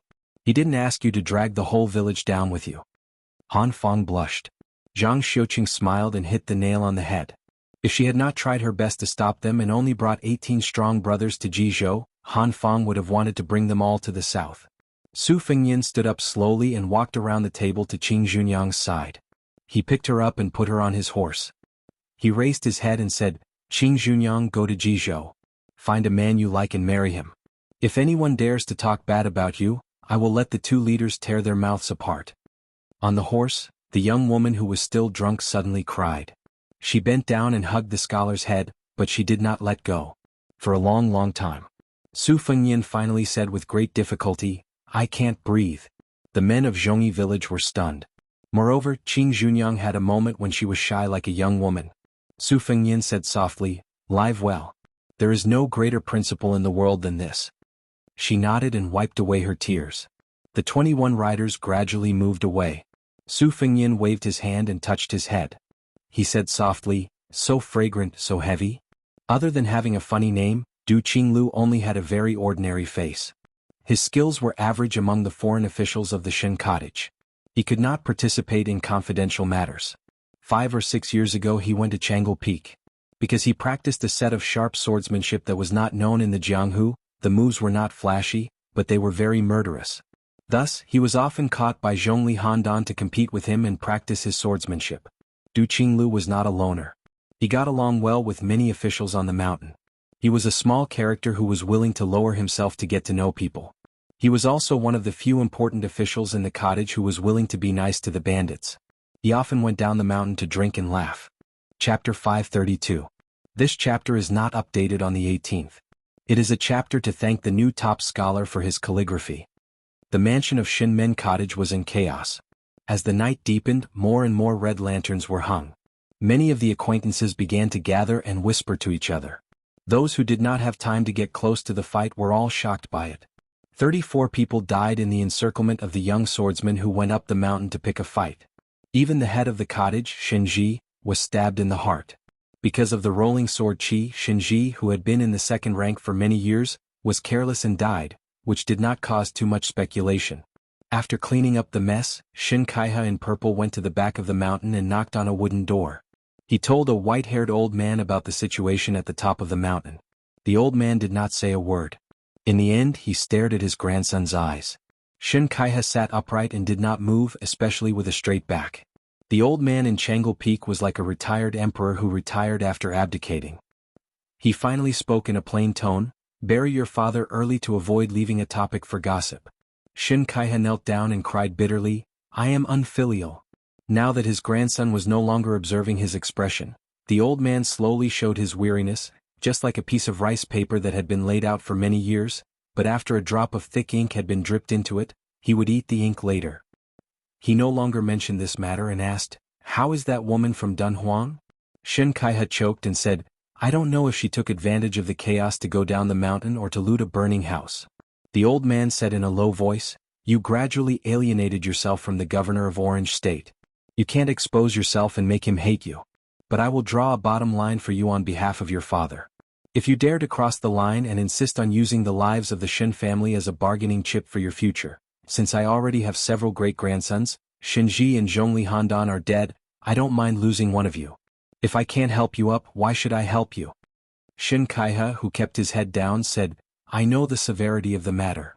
The head of the cottage closed his eyes and concentrated. Xianxia waited for a moment before he got up and bowed to leave. It was destined that the mountain would be covered in mourning clothes at dawn. The mountain wind was bleak. The old man opened his eyes and looked at the door. "Since you're passing by, why don't you come in for a chat?" The voluptuous woman in embroidered clothes smiled sweetly, pushed open the door, entered and sat down directly. The old man with a serious expression sized her up and asked, "Miss, are you in the embroidered musk deer that entered the rankings with that blind zither player, Shuesong?" The woman touched her blood-red lips with her finger and smiled. "I'm only at the bottom. It's not worth mentioning." This old man shook his head and said, "Because there are 2 people in the second place, making a total of 11 people on the list. The first place and the little girl called Jianghu are just a little more famous, but they don't live up to their names. In this old man's opinion, in terms of killing techniques, Shuesongguan is good at Xianxia killing Vajra, so he should be ranked first. Miss Jean Musk might not be in the top 3, but at the very least she should be in the top 5. The beautiful young woman pretended to hold her chest and laughed while covering her heart. "Shen Shuihu, everyone in the Orange Prefecture says that you have high standards. How is it that your flattery skills are better than your skills? You really have hidden your strength well." The old man who was being sarcastically laughed it off and changed the topic. He sighed and said, "My family's dirty linen is made public. Miss Jean Musk, please don't laugh at me." The woman raised her eyebrows and asked, "Dirty linen? Is it as ugly as me?" The old man laughed and said, "Miss Jean Musk, you really like to joke. This old man has lived for more than 80 years, but I've never seen a woman as beautiful as you." She asked seriously, "I killed an ignorant cottage employee called Du Qinglu, who was a spy on Murong Baoding's side. Will you punish me?" Shen Shuihu thought for a while and shook his head. "This old man is not qualified to punish you. Not to mention the second king in Dunhuang City and the small cottage, even you can come and go as you please. However, the imperial edict will definitely be investigated. Can the cottage say that it was Dunhuang City who killed you? Miss Jean Musk, you also know that the cottage is not Dunhuang City. We can't withstand the imperial edict from Murong Baoding." The woman twitched the corner of her mouth and said, "Okay." Shen Shuihu bowed and said, "I'll have to rely on Dunhuang City in the future." She nodded. Su Fengyin came to Mount Liui all by himself and left all by himself. He found a pot of wine at Qing Junyang's wine shop and carried his bookcase on his back. Wearing a black robe and a white undershirt, he drank as he walked. Su Fengyin felt that he finally had a Motherf * king heroic demeanor. Why did he go up the mountain to kill people? Su Fengyin walked on the muddy road that was full of potholes due to the horse's hooves. He thought for a while. Qing Junyang's words were so good. In Su Fengyin's opinion, he took the initiative to jump into the Jianghu. Whether it was dog paddling or backstroke, he could only rely on his own abilities. For example, the Fish Dragon Gang and Lu Narong had to be responsible for their own lives. Other people practiced martial arts and ran to help the weak after reaching a certain level. Su Fengyin was in Beimang and was in a precarious situation. He did not want to join in the fun. Since he was determined to seek fame and fortune in the Jianghu, he could not blame others if he was killed by the waves. Chapter 533. The girl's eyes and brows were full of charm. She only pretended to be delicate and timid, not in a hurry to jump into the scholar's arms. Is this path-cutting bandit the king of the mountain? Wrong, this one is only a small bandit snatching a girl for the king of the mountain to be his wife. Once this merit is accomplished, I can go from a small bandit to a big bandit. Then haven't you even hugged the bandit's wife? Moreover, this is the wilderness. Even if you do something to this little girl, heaven and earth won't respond. That's true. But if you become the bandit's wife and tell the mountain king, won't my head be chopped off? Little girl, don't talk nonsense and disturb my mind. Although I'm a nameless nobody right now, I have the ambition to be the king of the mountain. Even if you're a fickle woman and are willing to sleep with me under the canopy of heaven and earth, I will definitely not do it. Bah, you dare to tease me. If my young master hears this, he will chop you to death. Who is your young master? Is he as skilled as me in both sword and saber arts? Moreover, your young master is definitely not as elegant as me. Little bandit, you are just a frog in a well. How would you know my young master's good points? I'm not a frog in a well. I am a toad blocking the road. Little girl, you can insult this one's appearance, but don't insult my bandit profession. Sigh, my young master said that he has made up his mind to build a pigsty on the ridge of the field. He will not let the goodies flow into the fields of others. But why haven't you eaten me yet? That's strange. Your young master is indeed a gentleman. I admire him very much. The moon was bright and the wind was high. It was a good night to kill people. Otherwise, it would be a man and a woman having a romantic moment. How bored must this pair be to chat in the middle of the night on a muddy path? After chattering for a while, the embroidered clothed girl finally flew into Su Fengyan's arms like a graceful butterfly. Su Fengyan hugged her soft body and sniffed hard.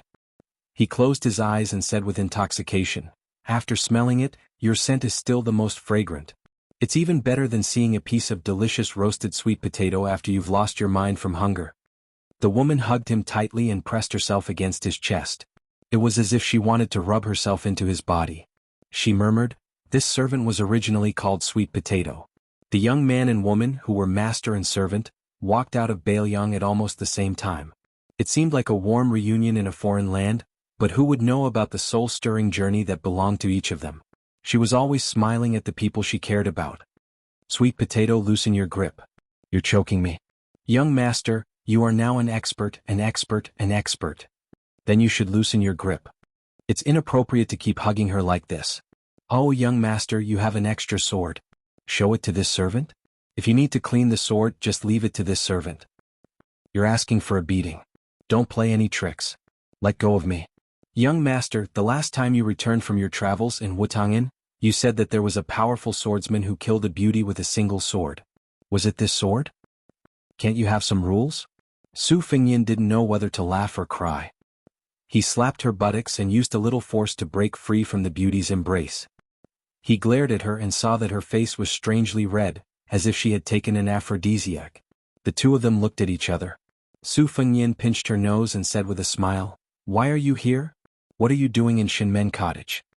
It was Wutangan's first-class servant, Sweet Potato.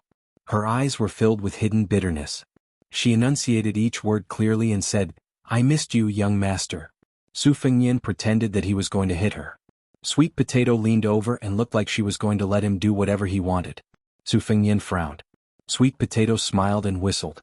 A horse galloped over and she took the reins. She said seriously, "I left Baelyang a few days later than you, young master. There was a plot in Dunhuang City by the prince's mansion, which involved the cottage. My original intention was to knock some sense into Xianxia, who was secretly close to Murong Baoding, the head of Orange Province. I didn't expect young master to be so powerful that you killed the cottage and even killed Xinji. Coincidentally, I pulled out one of Zhu Yan's spies. After that, I used a trick and told the previous cottage master, Xin Shuihu, that I was Murong Baoding's spy. I promised him that Dunhuang City would be the scapegoat. I bet that he wouldn't dare to take the initiative to mention this to Murong Baoding. During this period of time, I imitated the handwriting of the catcher and delivered some authentic secret letters. I won't be exposed for the time being. At least, when your highness leaves Jinxi province, the butterfly catchers 300 miles away will only notice. If we are lucky, your highness may not have revealed any clues to those people when you return to Baelyang." Su Fengyan mounted the horse and bent down to pull Sweet Potato up. He hugged her slender waist and rested his head on the servant's round shoulder. He frowned and said, "What if it's exposed?" She calmly said, "There's no harm in that. Just let Sweet Potato follow the vine to find the melon, and kill more than a dozen catchers in one go to catch the butterfly lady. This will throw them into confusion, and I guarantee that they won't be able to track down your highness' whereabouts. They'll only be led by the nose by this servant. Su Fengnian was silent.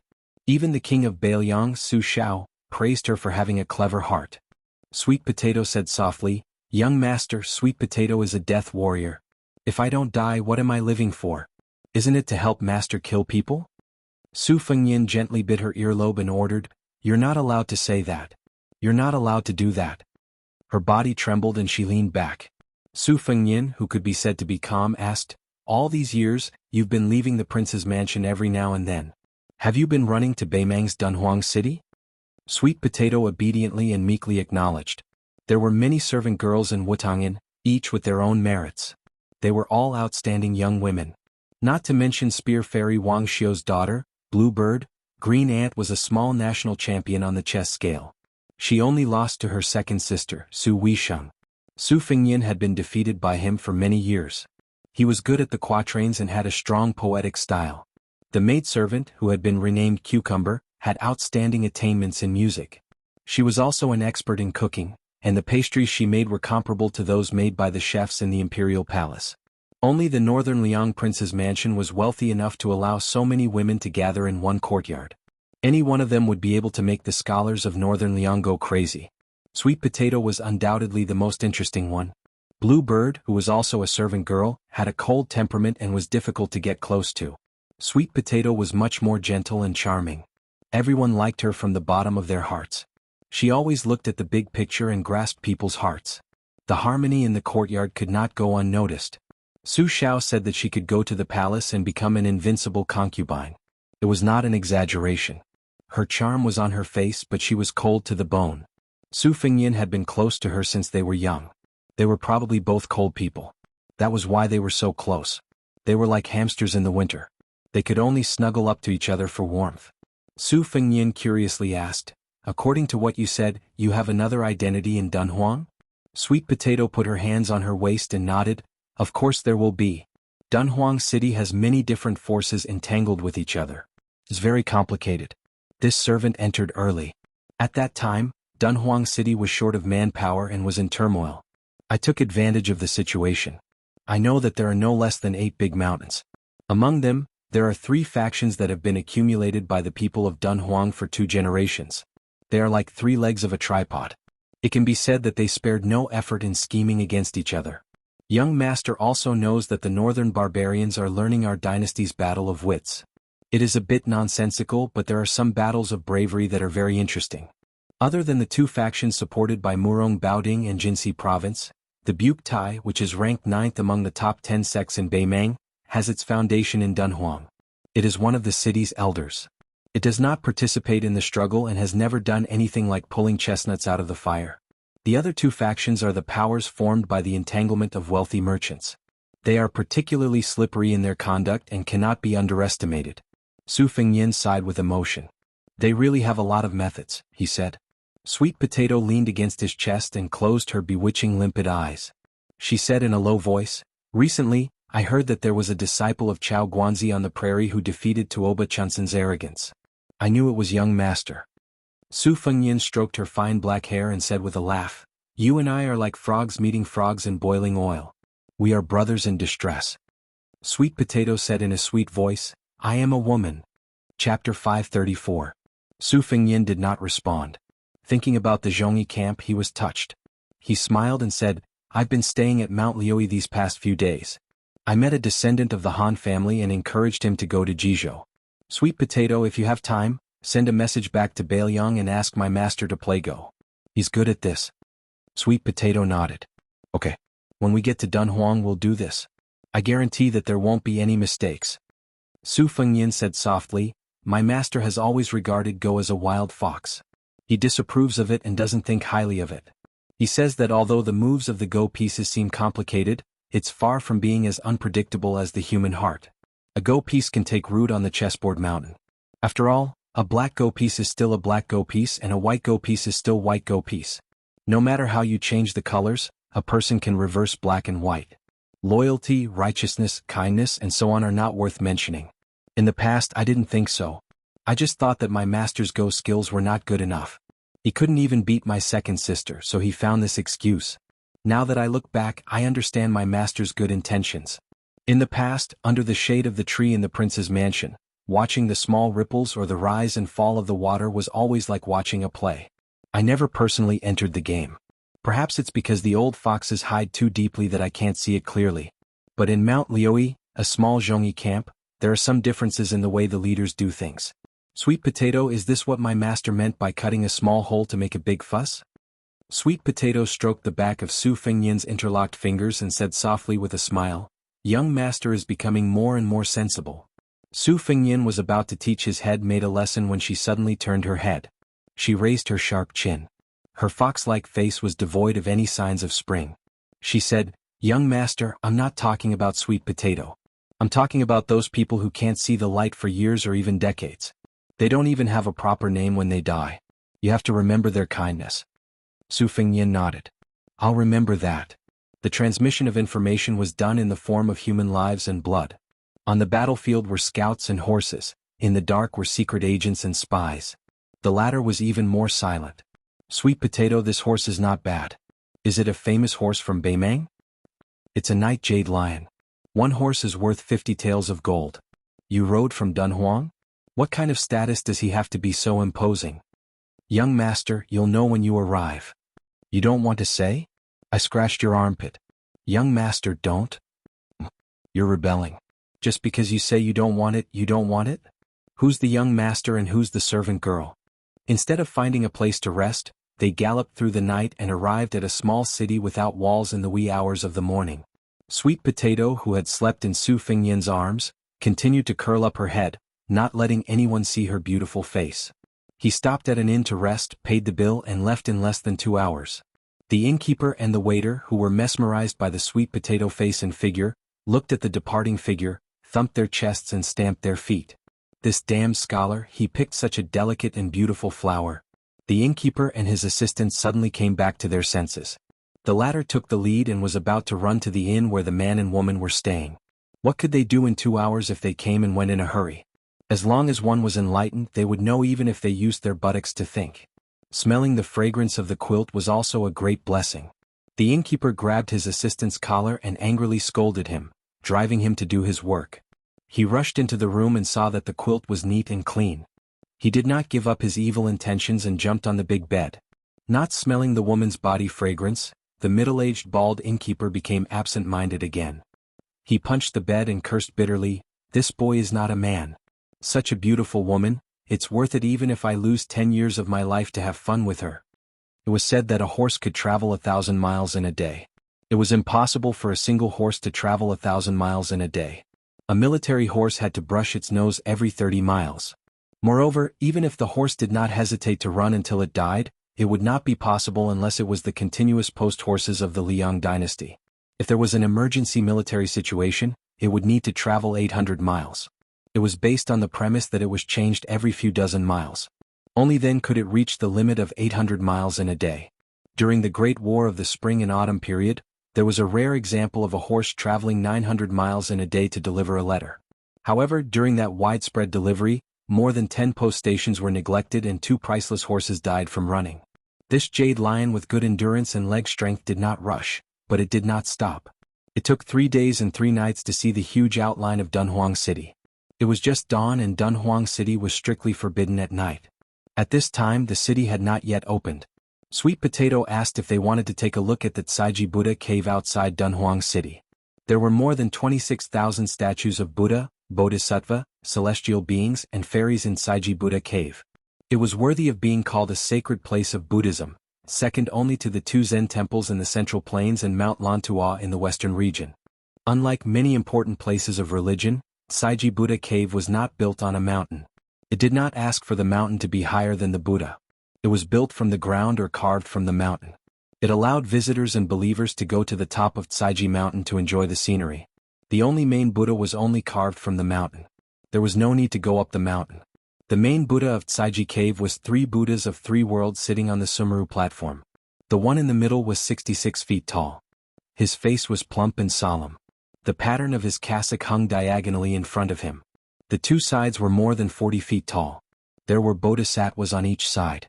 At the end of the 2 sides were 8 celestial beings. Seeing the towering Buddha statue from afar, Sweet Potato smiled and said, Behind the main Buddha, there are 81 lotuses. On each lotus there is a bodhisattva worshipping it. There are many Buddhists in Beimang. These 81 bodhisattvas have almost all been divided among the rich and powerful. Their incense is flourishing. I'm afraid even the 2 Zen temples can't compare. Among them there are more than 10 great bodhisattvas. Not to mention the rich and powerful in Dunhuang, even the few great city in the grassland would have to think twice before voluntarily giving up the idea of fighting for them. Su Fengyin dismissed it with a smile and raised his head to take a closer look. The main Buddha performed the fearless mudra. On the top of the cavern, there was a large lotus with shallow marks carved by the southern Tang round knife. It left a deep impression on Su Fengyin. Hundreds more flew into the sky. Their bodies were light and their expressions were natural. Su Fengyin lowered his head and put his palms together. Beimang and Liang were about to launch a mighty Buddha extermination if nothing unexpected happened. Su Fengyin continued to worship Buddha. Sweet Potato did not believe in Buddha, but she followed suit. After standing still for a long time, Su Fengyin did not say anything. He turned around and left. He pulled on the reins but did not mount the horse. He said softly, "Zizai, zizai, zizai, there is no one, there is no me. Ask your own safety at this time, know where you are and you are naturally at ease. Buddha Tathagata, there is a future, there is a future. Find out how this life came to be, come to see Tathagata." Sweet Potato smiled tenderly and said, "Young master, this couplet is very appropriate for the occasion." Su Fengyin turned his head and smiled. He sighed and said, "Isn't that so?" Remembering something, Su Fengyin said, "I met a monk this time. You won't be able to guess who he is." Sweet Potato said, "The Dragon Tree Monk, the abbot of the 2 Zen temples. I know he has come to Beimang. Since young master said so, it must be him. This Buddhist saint is indeed extraordinary. Otherwise, why would he be praised for crossing all living beings in the sea of bitterness? Only the Kunlun Pond dragon knows how to listen to his lectures. The Buddhist lion's roar can cause the Penglai Sea to raise huge waves." Su Fengyin looked melancholy. She covered her mouth and smiled. She took a few steps back and pointed to the top of the mountain. She said softly, "I just got the news that the Empress wants to invite the state preceptor, Immortal Qilin, to build a Taoist temple on Saiji Mountain." Su Fengyin said to himself, "Do the Buddhists and Taoists hate each other in the mountains?" Su Fengyin left Saiji Myriad Buddha cave far away. He got on the horse with her and galloped to Dunhuang City. Sweet Potato asked, "Young master, the 6 paths of reincarnation mentioned by the Buddhists, is there really such a thing?" Su Fengyin said calmly, "If you believe it, there is. If you don't believe it, there is none." She hesitated for a moment and looked back. She was destined to die when she was born. She always wanted to give her body to young master so that she could die willingly. If she died early and reincarnated, she would seize the opportunity to be a devout Buddhist in this life and reincarnate as a good-looking woman. Maybe she could meet him again. She didn't want to live until she was old and wrinkled. Was too ugly. Su Fengyin suddenly said, "Sweet Potato, when I have a daughter in the future, no matter who she is, you will help her dress up and teach her how to apply rouge, okay?" She blinked her eyes and asked with a red face, "But I'm just a worthless maid." Su Fengyin said in a deep voice, "I'm a man and you're a woman. It's that simple. If you talk about worthless again, I'll beat you." Sweet Potato lowered her head and then looked up at him in a daze. Outside the city, young master and maid were enjoying each other? He continued, "You have to promise me that I'll bully you when I get to the city. Don't talk about beating you, I'll eat you up." Really? A gentleman keeps his word. Young master is a gentleman? A humble person's words can't be changed even by 9 bulls and 2 tigers. Young master is heroic. That's right, let's go. Pick a big bed and go to bed. Chapter 535. The yellow sand stretched for thousands of miles. Dunhuang had formed a circle, creating a paradise for 70 to 80,000 people. The snow-white night jade lion did not go through the south gate, but instead went to the north gate. Su Fengyin knew that according to the layout of Dunhuang, going through the north gate was like going through the black tortoise into the imperial palace. However, Sweet Potato was meticulous and had taken root in Dunhuang for many years. Su Fengyin was happy to go along with the host and did not say much. As they approached the north gate, Sweet Potato dismounted and said that he would lead the horse into the city. Su Fengyin did not agree and dismounted together to walk. Sweet Potato insisted on taking the bookcase and carrying it on his back. One on the left and one on the right, they walked towards the north gate. There were 2 rows of strong armored guards with halberds in their hands. They were all ceremonial embroidered halberds. Seeing Sweet Potato in embroidered robes, They knelt down without saying a word. There were more than 100 people kneeling down. Su Fengnian was confused. After passing through the gate, his vision suddenly opened up. Just as the tide-listening pavilion had described, the giant palace at the northern end of Dunhuang had been split into two for some reason in recent years. Its geographical location was very clear. It was divided into two palaces, east and west. The Yeting Palace in the east and the Purple Golden Palace in the west. Su Fengnian followed Sweet Potato and led the horse westward. The ground beneath his feet was paved with thick white jade slices made of fine suet jade. In front of a heavy palace door that was slowly opening, Su Fengnian deliberately squatted down to touch it. Behind the vermilion door, the pretty palace maids in wide-sleeved red and green gowns widened their eyes when they saw this scene. They seemed to be surprised that this young foreigner was so tacky and unworldly. Su Fengnian got up and could not help but ask softly, "Are you the Castellan's confidant or a small leader in the Purple Golden Palace?" Sweet Potato answered with a straight face, "Both?" Su Fengnian did not say anything else. Dunhuang's power was complicated. These soldiers and palace maids were not very clean. The more they spoke, the more likely they would make mistakes. Passing through corridors and aisles, Sweet Potato gave the Night Jade Lion to the palace maids to send to the stables. Next they arrived at the inner court palace. They stopped at a plaque hanging from Qing Li Zhai. Sweet Potato pushed the door open and chuckled, "Young master, are you not afraid that I will betray you and bring you into Dunhuang?" Su Fengnian dismissed it with a smile and walked into the room. He was stunned for a moment. It was actually the same layout as the Wutong Garden of the Northern Liang Prince's mansion.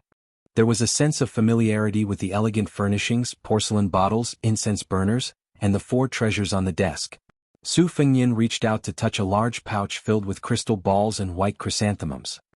His fingers then touched the large red sandalwood table with carved dragons. Sweet Potato seemed to have a great sense of accomplishment and satisfaction. She looked at Su Fengnian's side profile and whispered in a sweet voice, "Young master has returned home." Seeing her young master's puzzled face, Sweet Potato no longer kept Su Fengnian in suspense. She put down the bookcase and pulled Su Fengnian to the couch by the window to lie down. She spoke tirelessly, "The lord of the city is this servant's aunt." She sat on this position with the secret support of Bailiang Palace. This servant was originally sent to Wutong Garden with a status similar to that of a hostage. However, Wang Fei treated me like her own daughter and taught me martial arts. On the other hand, this servant was not very close to aunt, and also had a hard life. She was originally a concubine of the Beimeng Palace and was framed by Empress Murongshi. That was why she lost the battle for favor and lost the position of empress. However, the late Yelu Emperor had a secret posthumous edict that forbade Murongshi, who was the empress at that time, from killing aunt. He also asked aunt to ensure her safety for the rest of her life. Aunt's family declined and she only brought this servant with her to become homeless. Although her life was not in danger, she had experienced many hardships. At that time there were many rumors and slanders, which were not all nonsense.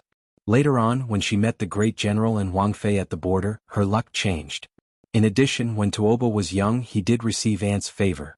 After he became the king of the northern courtyard who was in charge of half the country's military, he had a lot of protection for Dunhuang City.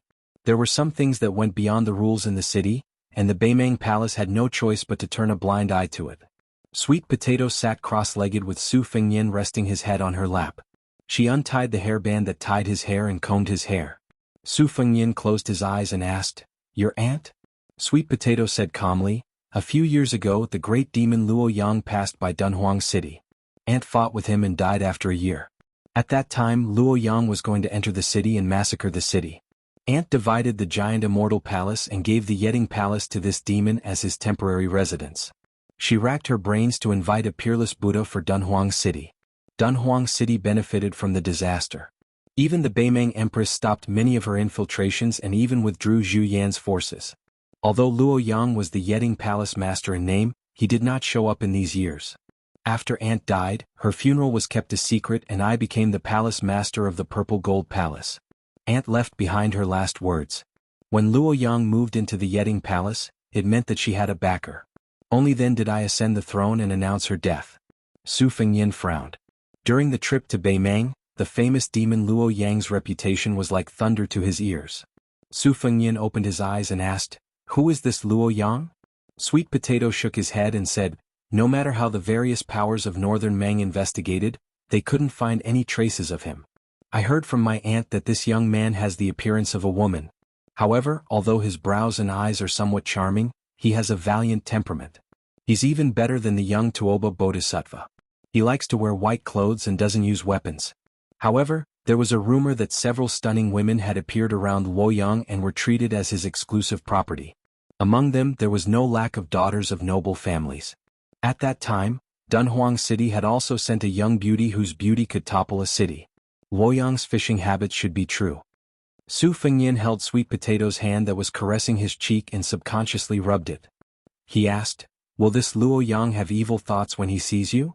Sweet Potato smiled and said, "This servant's beauty is probably not enough to enter his eyes." Su Fengyan scolded, "Bullsh *t." Sweet Potato lowered her head and stared into his red phoenix eyes. Her breath smelled like orchids as she whispered, "Young master, after 3 years of traveling, I heard you tell me that only those who eat too much sweet potato will fart. You haven't even eaten a sweet potato yet." Su Fengyan's eyes suddenly widened. Sweet Potato's unruly hand touched his waist and went straight to the root of the problem. He looked into her beautiful face. Her eyes were like silk and her eyebrows were full of lust. However, the bottom of her eyes could not hide the shyness of a young woman. Su Fengyan did not know whether to laugh or cry. "How much courage do you have to do such a thing? Playing little tricks with a womanizer like me? In the end you are the one who is at a disadvantage."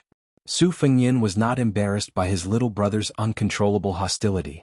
On the other hand, Sweet Potato, who had secretly looked at a few erotic pictures with Green Ant and the others, did not know how to end it. Being stared at by Su Fengyan, Sweet Potato blushed and did not know what to do. Su Fengyan saw that her eyes and cheeks were almost dripping with tears. He did not want to embarrass her any further. He smiled and said, "Stop fooling around. I'm going to take a bath first and then have a good sleep. I won't be taking care of the sword today. I'll have a good rest. When I wake up naturally we can talk about other things." Sweet Potato felt as if she had been pardoned. When she bent down to put on her embroidered shoes, Su Fengyan slapped her especially plump and bouncy buttocks. He teased, "You don't know, but on this trip to Beimang I was constantly being teased by women. I even slapped a woman's buttocks in a border town. But she wasn't as pretty as you. Her face was 10 streets away from yours. Only her breasts could be compared to yours, but her buttocks were far from yours." Sweet Potato, who had evil intentions but no guts, fled in panic. Half an hour later, Sweet Potato led Su Fengyan to a side room. There was a bathtub made of yellow rosewood that was filled with mist. It was steaming hot. Even though there were no petals, the fragrance of the bathtub assailed his nostrils.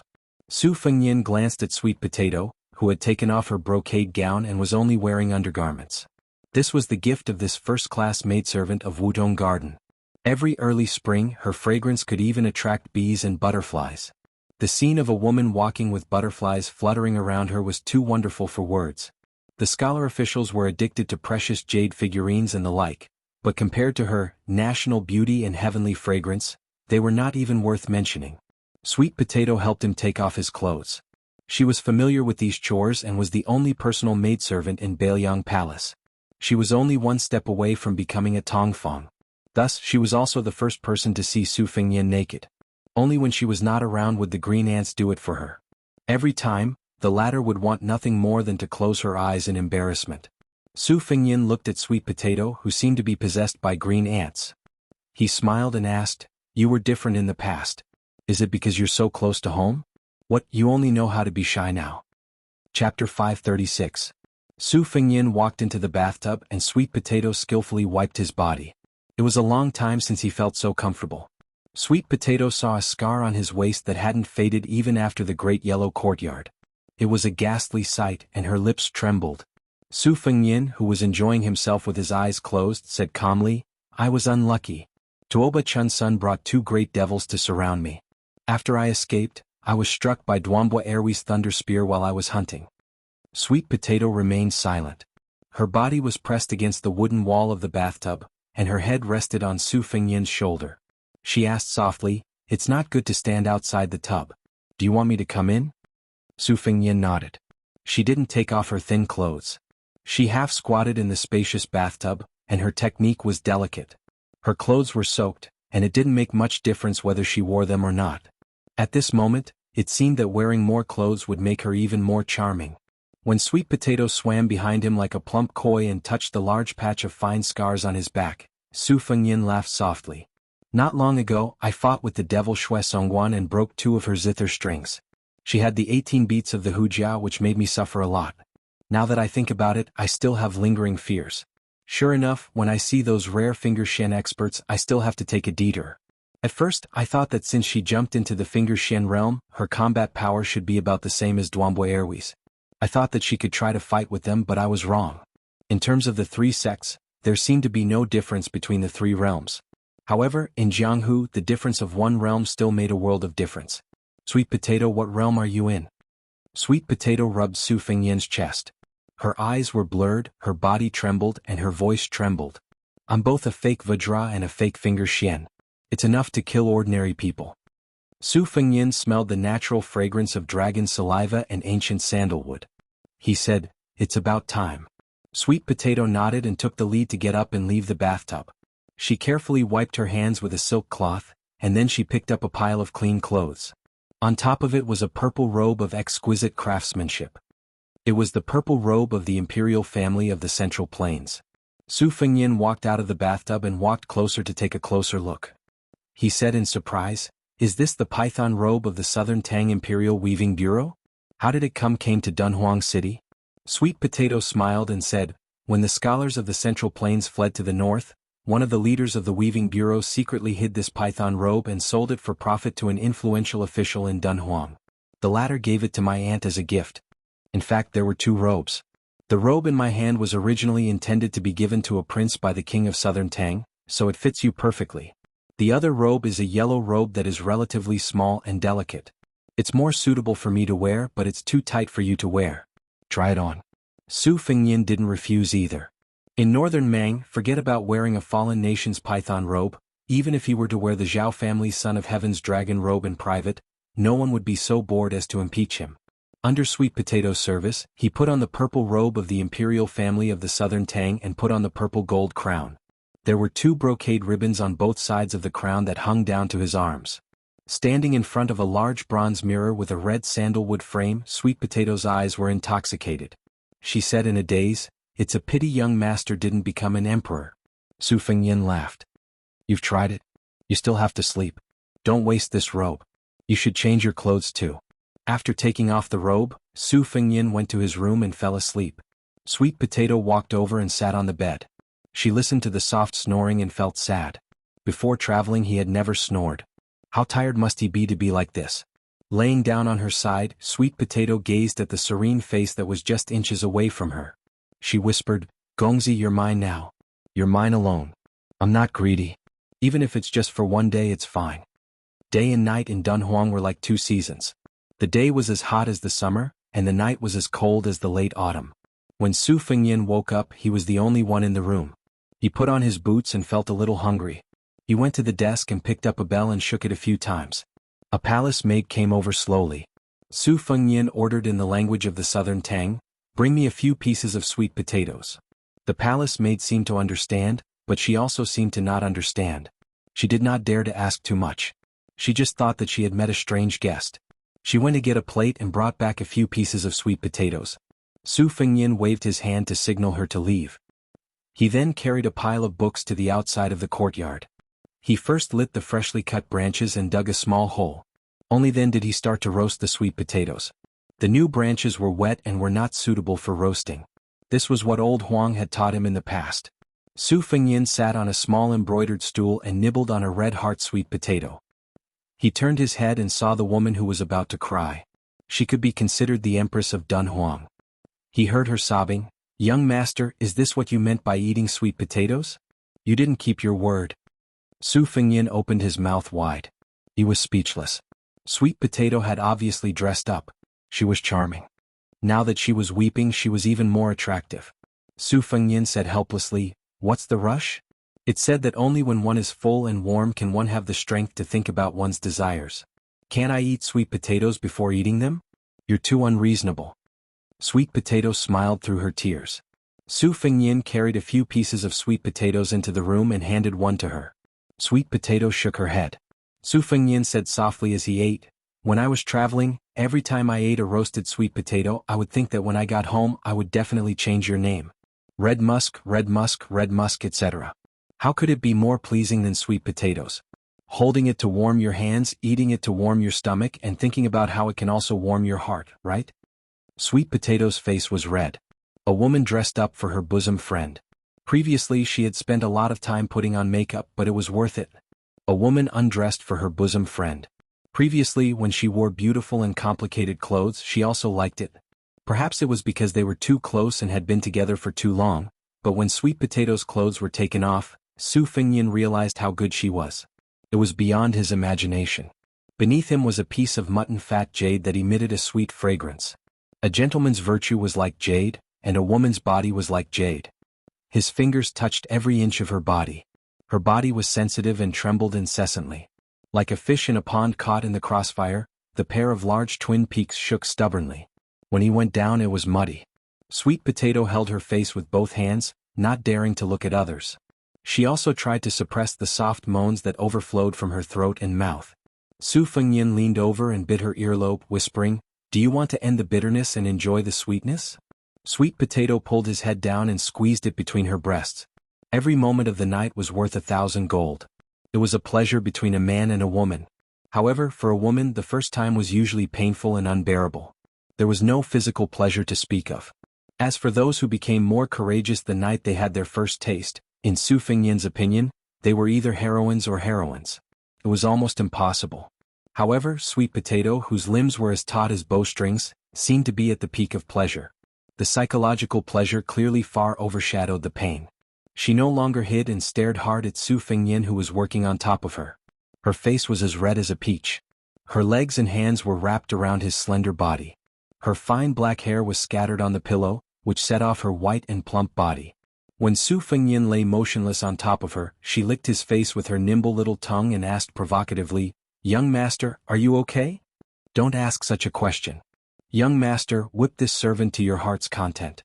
Don't take pity on me. I'll definitely fulfill your wish." Every moment was worth 1,000 gold. By now he had probably spent a few thousand gold. After the second time he didn't feel tired. The woman under him was dripping with fragrant sweat, but there was still no sign of begging for mercy. Gradually they were getting better. "Young master, this is the third time. This servant is really going to die. Now you know what it means to be in a state of ecstasy hovering between life and death? Come on, turn over." The woman was weeping and complaining, her charming eyes like silk. "Young master, this position is embarrassing." There were no more words, only the sound of panting. Su Fengnian was like an old ox diligently plowing the fields. Finally he couldn't take it anymore and made a gesture of turning over and dismounting. The two sides looked at each other. Su Fengnian saw the messy finger marks on her chest. He held a plump bamboo shoot that was upside down in front of her chest and asked somewhat guiltily, "Does it hurt?" Sweet Potato asked in return, "Is young master tired?" Su Fengnian didn't puff himself up at his own cost. His 5 fingers slightly tightened and he exhaled a long breath. "Do you really think I'm invincible?" Sweet Potato murmured. Her head tilted back slightly and she stuck a finger into her mouth. Su Fengnian laughed and scolded, "You finally know what a disaster is." She suddenly sat up and put on her clothes. She said, "Young master, wait a moment." Su Fengnian didn't know what was going on. He could only turn around and lie down on his side. He watched as she opened a secret room, walked in and came out a moment later. Su Fengnian was dumbfounded. She put on a golden dragon robe. Under the golden robe was a scene of emptiness. Sweet Potato didn't walk to the big bed. Instead she walked to the small couch by the window. She put her hands on the couch and bent over to turn her head. Then she lifted her robe with one hand and smiled charmingly at young master.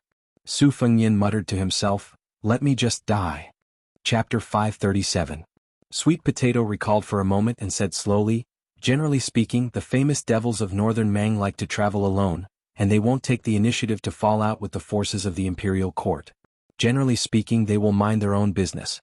Plus, the laws of northern Mang are relatively lax, so there are very few cases of head-on confrontations. The reason why that devil fought with his life on the line wasn't because he was stubborn, but because Andy had personally brought along a few martial arts experts to prevent him from escaping.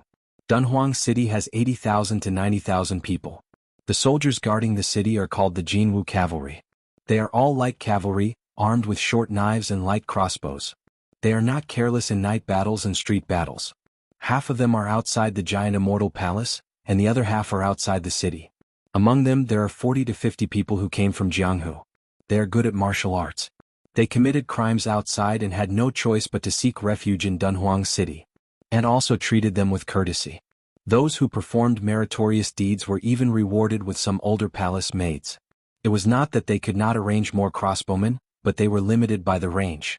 100 people were enough. The remaining 900 cavalrymen were stationed at both ends of the street. 3 cavalrymen were side by side. In one round of charge, 20 cavalrymen were sent out from the east and west, led by a military officer with good martial arts. After the cavalrymen died in battle, waves of arrows were shot down from the roofs, not giving the demon a chance to breathe. The next batch of cavalrymen would stop firing their crossbows and recover their arm strength. There is a very important point. In addition to the 500 Jianghu cavalry of the giant Immortal Palace, there are more than 30 Jianghu soldiers. They are specifically targeted at the Wulin people who committed crimes in Dunhuang City.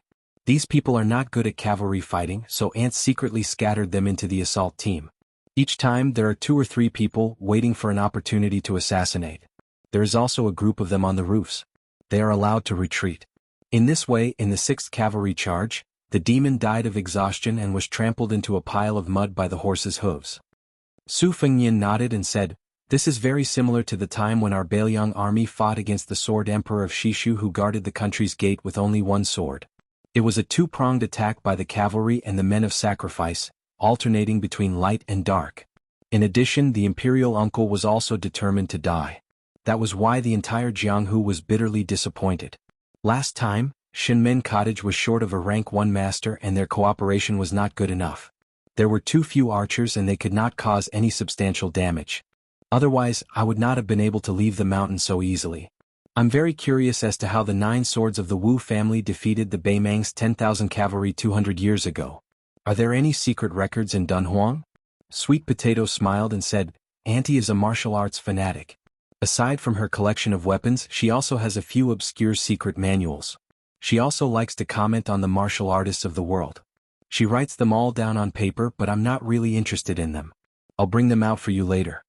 Su Fengyan joked, "Don't worry, I won't be leaving Dunhuang for a while. I want to see how a city operates, so there's no need to hide this matter." Sweet Potato hugged Su Fengyan's arm. That lump of weight was really shocking. She smiled and said, "I wouldn't dare to fool you." Su Fengyan sighed and said, "This place is really like the Imperial Palace.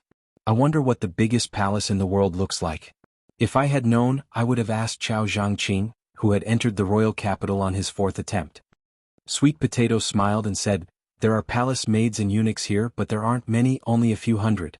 It can't be compared to the Imperial Palace of Great Peace City. Great Peace City has a human cat Han Diaoxi who fought to the death with Chao Changqing 3 times. He's really a weirdo among eunuchs. In my giant Immortal Palace, the eunuchs are all useless, but the palace maids are all good-looking. Auntie used to be sisters with a secret concubine sect leader from the 4th of the 5 big sects, Princess Tomb. This sect is the biggest demonic sect in Beimang. They have a lot of women and are very good at bewitching men. They take yang to nourish yin, and the women they train are all peerless. Giant Immortal Palace's Dunhuang Flying Immortal Dance was born from Princess Tomb. Would you like to see it? I've only heard of countless men going crazy after seeing it, but I've never heard of anyone who could make an old monk into a bodhisattva. That's why there's a saying about the dance of longevity. It means that whoever can be as unmoving as a mountain can be considered to have achieved longevity. Unfortunately, compared to Princess Tomb's dance of longevity, the Dunhuang Flying Immortal Dance only has 30 to 40% of its essence. Su Fengyan said straightforwardly, "It'll be a waste if I don't see it.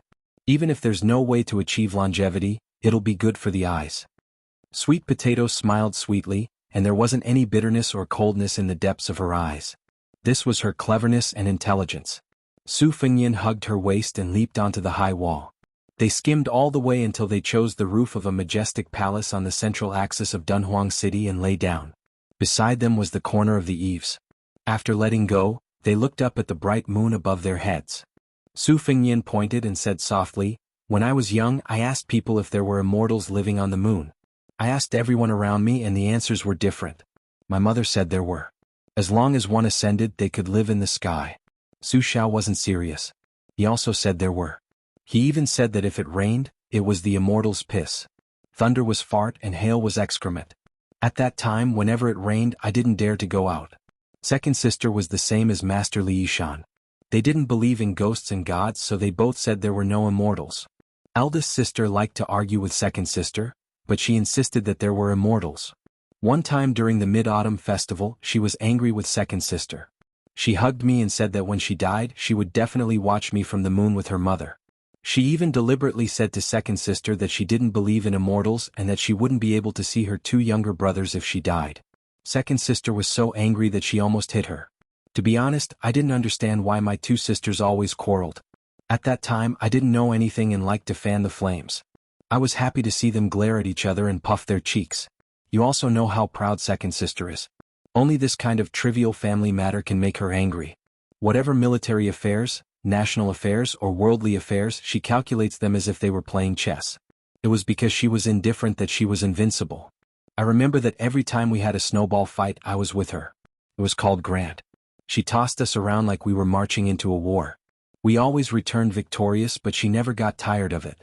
Once, I secretly stuffed a small snowball into the back of her collar. She chased me around half of the prince's mansion. Su Xiao didn't have the code of brotherhood and was just foolishly laughing. After second sister tidied me up, I chased after Su Xiao and killed half of the prince's mansion to vent my anger. Now that I think about it, how many fathers in the world are as sullen as Su Xiao? None, right?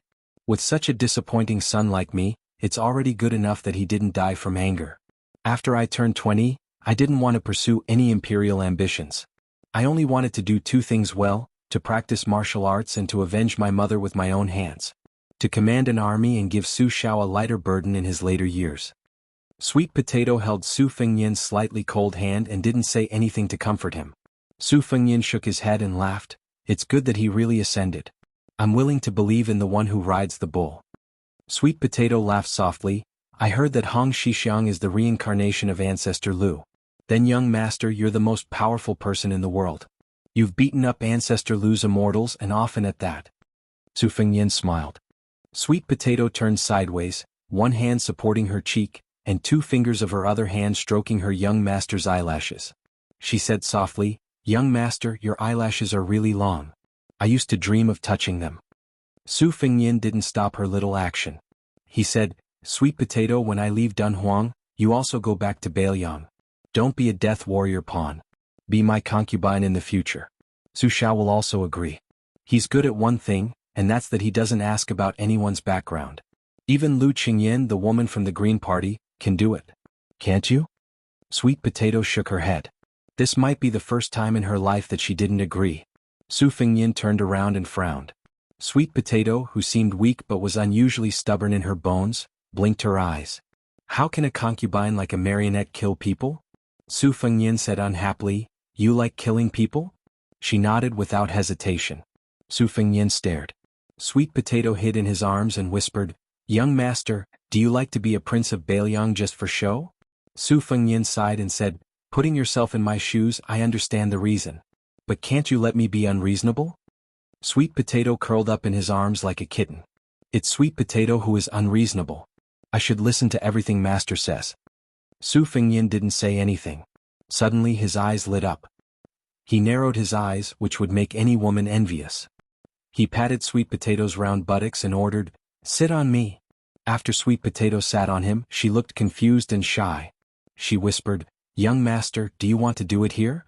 Su Fengyan said fiercely, What do you think? You know, Auntie said that I'm 70 to 80% similar to the Beimang Empress when she was young. She took off her skirt and whispered in his ear, Young master, there's a dragon throne in the hall. Tomorrow I'll wear the dragon robe and go there. Chapter 538.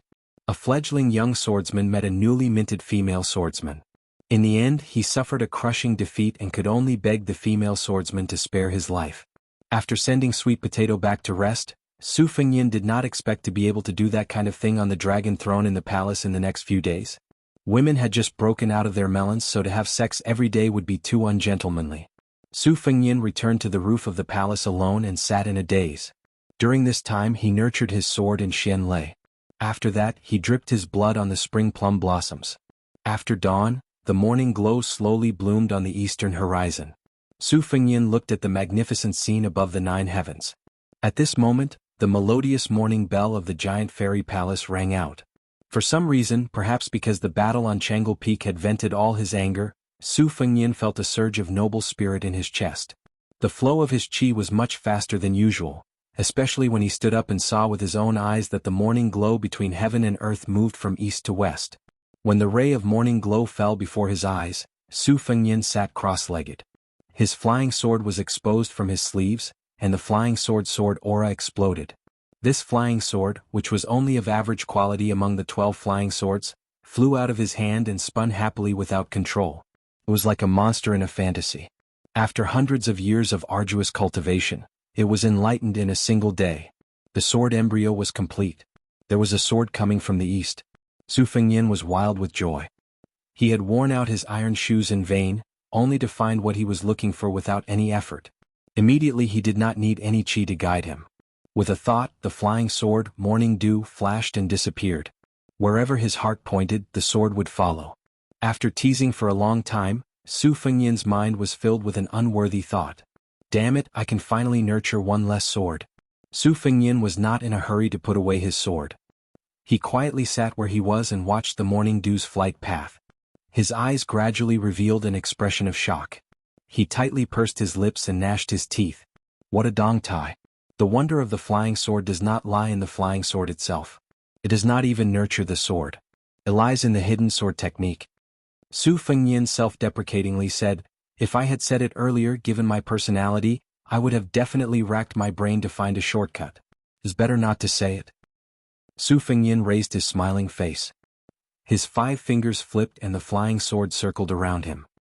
He looked like a delicate and naive girl who had just experienced her first awakening of love. The more Su Fengyan watched, the more he wanted to laugh. This was probably the joy of practicing martial arts. On the path of martial arts, the heavens would not let down those who worked hard. If there were some more opportunities, there would be all kinds of glimmers of hope. There would be a pleasant surprise of jumping out of the well. Su Fengyan put the morning dew back into his sword pouch and jumped off the roof. He walked through the purple gold palace and returned to Qingqiuzhai. Using the only memory he had before he started practicing blade martial arts, he clearly recognized the layout of the palace courtyard from above. He would not get lost. Perhaps because of Sweet Potato's words, some of the palace maids and eunuchs who had woken up early to work were very respectful. Although they did not kneel, they still stood with their heads lowered, not daring to take a second look. Seeing her leaning against the courtyard door waiting for his return, Su Fengyan was somewhat absent-minded. Sweet Potato said softly, "Young master, I have already prepared a bowl of plain porridge and a few side dishes according to your taste." Su Fengyan tapped her forehead. "Don't you know some ways to maintain your health? Don't you know how to slack off?" Sweet Potato smiled. "That is the life of the young ladies. I can't envy them and I don't like it either. Being exposed to the wind will make you cold. Being exposed to the sun will make you heatstroke. Crying after reading a few lines of palace-made poetry is not the temperament of our Bailiang women." Su Fengyan finished his breakfast. In today's world, the rich usually ate 3 meals while the poor ate 2. As for those who were qualified to raise palace maids and eunuchs, they were no longer wealthy in the ordinary sense. In this way, Sweet Potato, who could wear a dragon robe and play the role of an empress, was indeed much more wealthy than the young ladies. She single-handedly controlled the life and death of 70 to 80,000 people in Dunhuang City. In the end, when it came to Su Fengyan, she was still a maidservant. Su Fengyan really couldn't find anything to be discontent about. He came to the study room that was like being in the Bailiang Palace in Wudangan. The large red sandalwood table was filled with secret files that Sweet Potato had brought over and her aunt's handwritten handwriting. Su Fengyan saw a brass scroll painting. He glanced at Sweet Potato, who was standing beside him and grinding with her sleeves rolled up. He saw the corners of her mouth curl up. He opened it to take a look. As expected, it was a portrait that was obviously drawn by a court painter. She wore a bright phoenix crown and had the posture of a mother model. Su Fengyan went back and forth between the painting and Sweet Potato several times. He clicked his tongue and said, "It's really similar. The shape is 70.5, and the spirit is 60. Seeing Sweet Potato's burning gaze, Su Fengyan expressionlessly waved his hand and said, "Rest for 2 days." She tilted her head and smiled. Su Fengyan slapped her buttocks and said with a smile, "Virtue. Outside of Wutangan you are unbearably wild. Wait until this young master restores his strength. Next time, I will definitely make you beg for mercy. Su Fengyin didn't touch the secret manuals that martial artists yearned for even in their dreams. His Tide Listening Pavilion didn't have enough of them. Those martial artists whose innate talents weren't lacking were like housewives who couldn't cook without rice. They didn't have a great teacher to guide them, nor did they have a master to guide them through the door, nor did they have a secret manual to help them enter the room. It was indeed difficult for them to move forward. Their heroic spirit was lacking, and it was difficult for them to make a name for themselves. However, these two things weren't rare for the children of influential families. On one hand, they didn't have enough willpower, and they couldn't bear the suffering of sailing against the current. On the other hand, a large part of it was because there were too many paths leading to higher realms, to the point where they didn't know where to start. Or perhaps they went astray. If they learned all kinds of martial arts and read all the secret manuals, it would instead be difficult for them to become a grandmaster. As for Su Fengyin, who was close to Wang Xianxia, he knew that he shouldn't bite off more than he could chew. As a result, he had always picked secret manuals that were beneficial to his blade technique. Now that he had Wang Xianxi's blade technique manual, he was even more undistracted. Su Fengyin was working so hard because he truly felt that if he didn't put his life on the line to practice martial arts, he wouldn't be able to face the fellow who had been sloppy and thieving with him and was still carrying a wooden sword. The next time they met, once his identity was discovered, wouldn't he be chopped to death by Wenhua's wooden sword? Chapter 539. Putting down the scroll, Meng Qi flipped through Aunt Sweet Potato's handwriting. It was obvious that the handwriting was the same as the heart of a raccoon's hair and the tip of an autumn rabbit's hair. It was said that words were born from the heart, but it was not very accurate. After all, there were countless people who could write well. However, if one were to add in the type of brush used, especially those who only used one type of brush, one could roughly guess it. This woman was indeed a fierce person who competed with the current northern Ming Empress for the favor of the Empress. Although the strokes were strict and dignified in small regular script and were extremely particular about the rules and style, in terms of individual words, each stroke was as if it was carved into wood. Su Fengyin somewhat understood how she managed to teach a woman like Sweet Potato. Meng Qi slowly browsed through the handwriting. Most of the handwriting was about the famous deeds of the previous generation of Beimeng Jianghu. Just reading the handwriting was enough to make Su Fengyin applaud. Sweet Potato considerately carried a pot of green ant wine shipped from Beiyang. Su Fengyin finally saw the Battle of the Nine Swords in the Wu family sword tomb. Sweet Potato Ant also heard about it from hearsay. However, compared to ordinary people's exaggerated stories, the words of this second king of Dunhuang City were much more credible. She herself was a top martial arts master. The few hundred words she wrote shocked Su Fengyin. After reading it a few times, Su Fengyin was still not satisfied. He sighed and said, "So that's how it is." The two generations of the Wu family sword tomb 200 years ago were known as the most amazing period of the sword tomb. There were 9 sword masters. One was at the celestial state, 2 were at the Shenfinger state, 1 was at the Vajra state, and the remaining 5 were at the master level. It was conceivable that if the Wu family was given another generation, even if 1 or 2 of them died of old age, they would still be able to achieve the unprecedented achievement of 5 first grades in one martial art. Su Fengyin only heard about the 9 swords of the Wu family going to Beimeng from a guard servant. At that time, there was a swordsman in Beimeng who claimed that there was no swordsman in the Central Plains. However, Su Fengyin did not take this statement seriously. Although the Wu family had always been arrogant and looked down on all the swordsmen in the world, no matter how impulsive they would not go all out to Beimeng. He once asked Li Chungang during his travels, but the old man with a sheepskin fur coat only said that the west sword led the east, and did not explain further. Based on the content written by Aunt Sweet Potato, Su Fengyin had a rough understanding of the situation. The 9 swords against the 10,000 cavalrymen were not fighting on their own.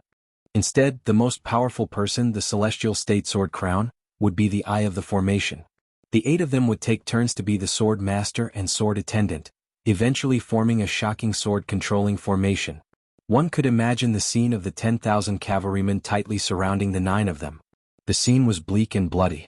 Wave after wave of cavalrymen charging, in addition to thousands of flying swords decapitating the enemy. What kind of sword chi would it be? Su Fengyin exclaimed again and again.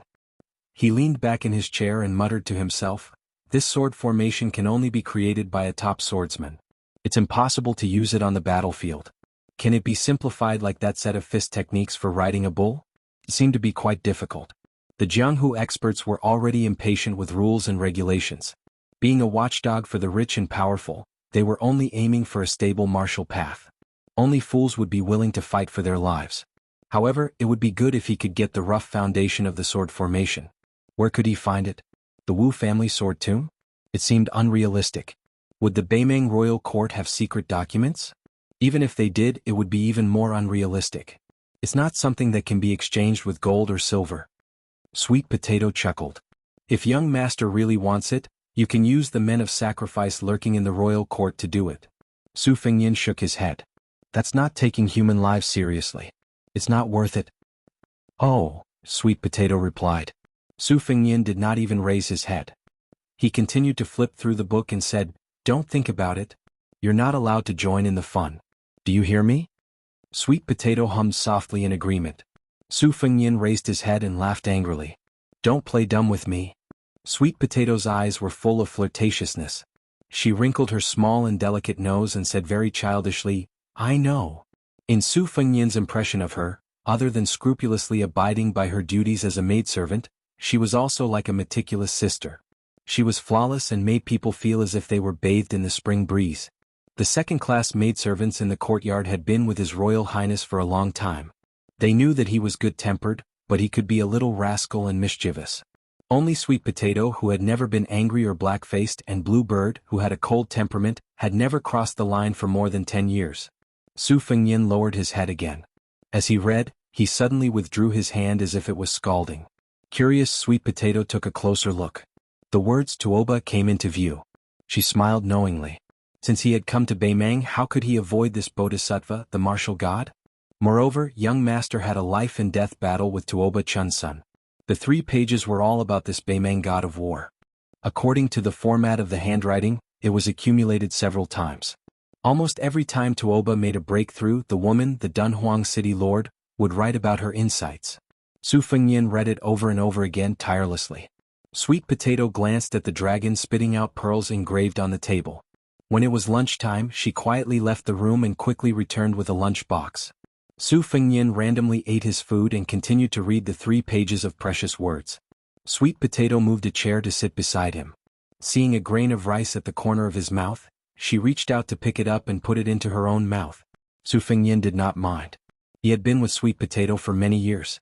It could be said that she was the one who cleaned up the mess of his first youthful semen. She had always been warm to his heart. Even last night's 2 plum blossoms came naturally. What was there to be pretentious about? Sweet Potato took the lunchbox and sat down. She said softly, "If I die today, will young master remember me for the rest of my life?" Su Fengyin calmly said, "Sweet Potato, if you dare to die, I dare to forget you completely. I mean what I say." Sweet Potato's eyes reddened, but she laughed heartily and said, "Young master is so heartless." This chapter was dedicated to the new top scorer, Gongziyu. Chapter 540. After the giant Immortal Palace in Dunhuang was forcibly split into 2, the palace maids and eunuchs sent to the Yeding Palace seemed to have been banished to the Cold Palace. They were not welcomed. Most of these people were small characters who were neither powerful nor favored. At first, there were some people who hoped to rely on speculation to gain status, so they took the initiative to transfer from the Zijin Palace to the Yeding Palace.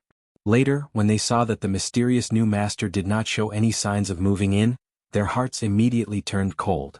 They hurriedly stuffed money in red envelopes to the Imperial Household Department, and the opportunists returned to the Zijin Palace. Now, less than 100 people were left to guard the empty 2 palaces and 4 halls. In addition to the beautiful scenery of the Yujin Garden, they could only do some chores like tending the flowers and sweeping. There was no hope for them to gain anything. A few days ago, there was a female official who was careless and caused trouble for a small commander of the Jianghu Guards cavalry. She did not dare to say anything. If it were not for the fact that the commander, who was known by the whole city for his body odor, made a slip of the tongue after drinking and spreading it to the ears of the palace master of the Zijin Palace, he might have been defiled several times. The Yujin Garden was built to imitate the imperial gardens of the Central Plains. The city of Dunhuang was built on yellow sand. Just the water supply for this garden cost a huge amount of money. One could imagine how much pressure the demon Luo Yang had brought to Dunhuang. However, for the young eunuch, whether it was the new palace master of the Zijin Palace or the chief demon of the Beimeng Palace, who had never shown his face in the Yeding Palace, they were both terrifying and unreachable figures. He hoped that he would never see them again in his life. The child's surname was Tong. He was 12 or 13 years old and looked delicate and thin.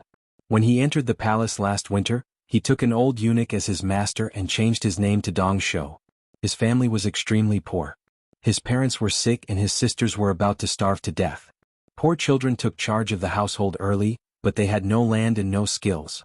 Even if they became beggars, how much food could they get back home?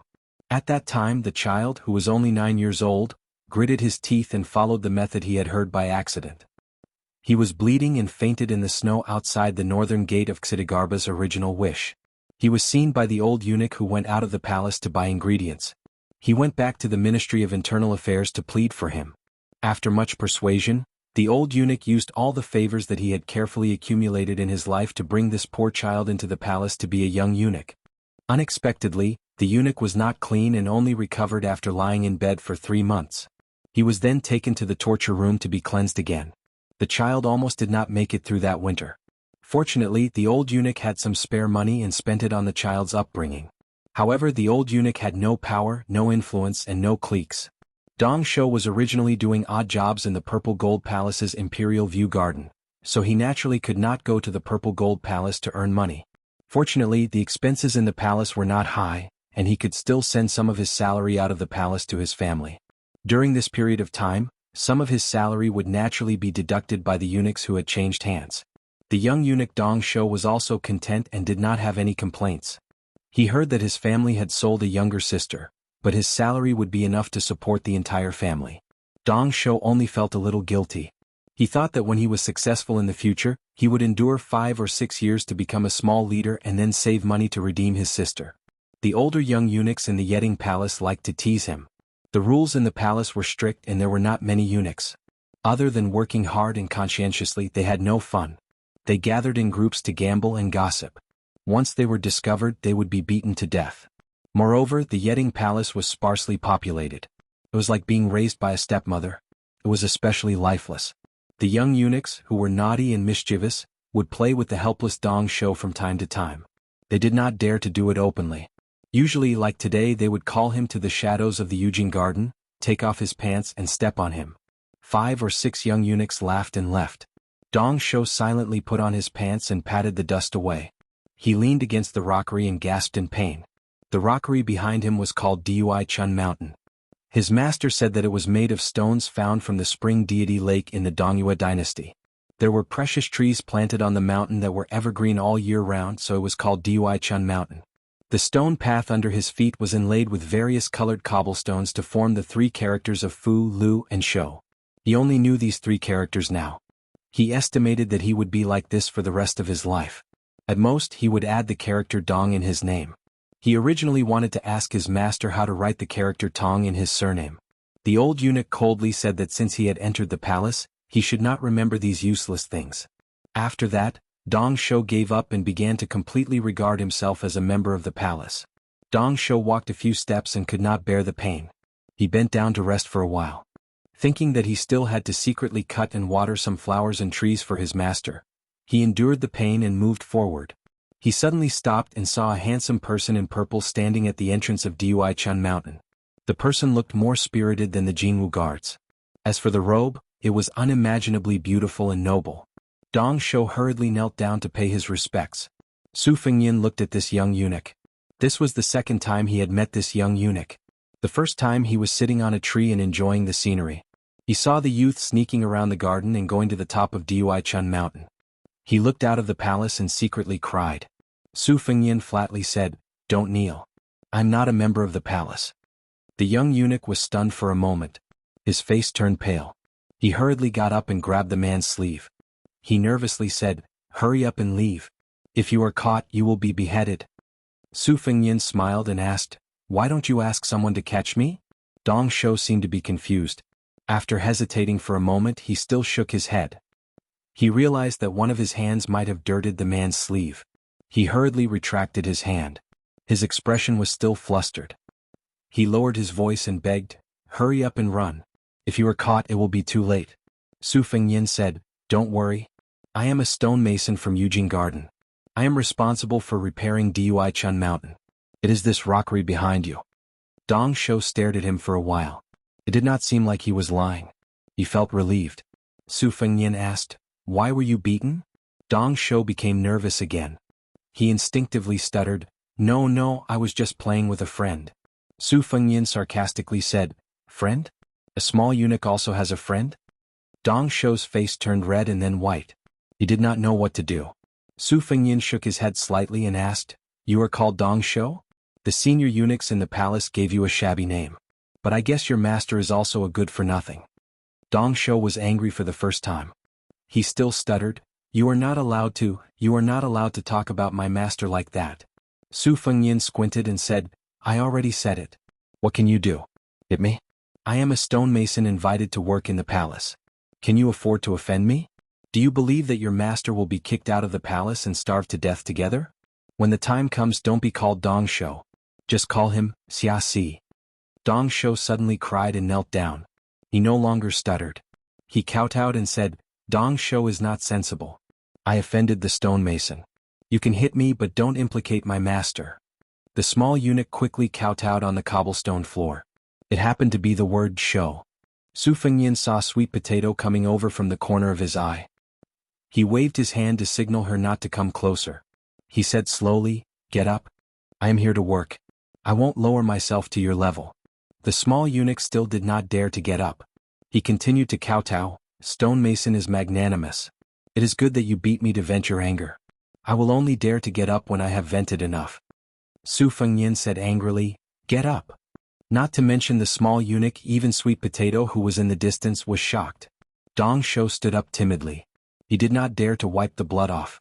It flowed down between his eyebrows and down his cheeks. Su Fengyin reached out to wipe it with his sleeve. The small eunuch stepped back. Seeing him frown, he did not dare to hide any more. He was afraid that all his previous efforts would be wasted and that he would anger the stonemason again. Chapter 541. After wiping away the blood stains, the two of them were momentarily speechless.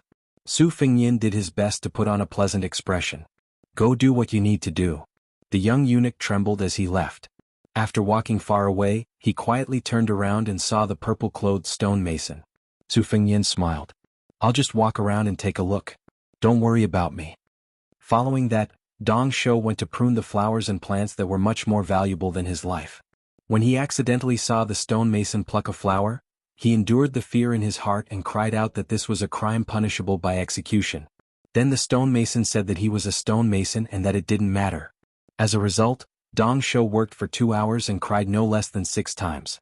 Fortunately, the Imperial View Garden occupied a large area and no one paid attention to the situation in the flower bed.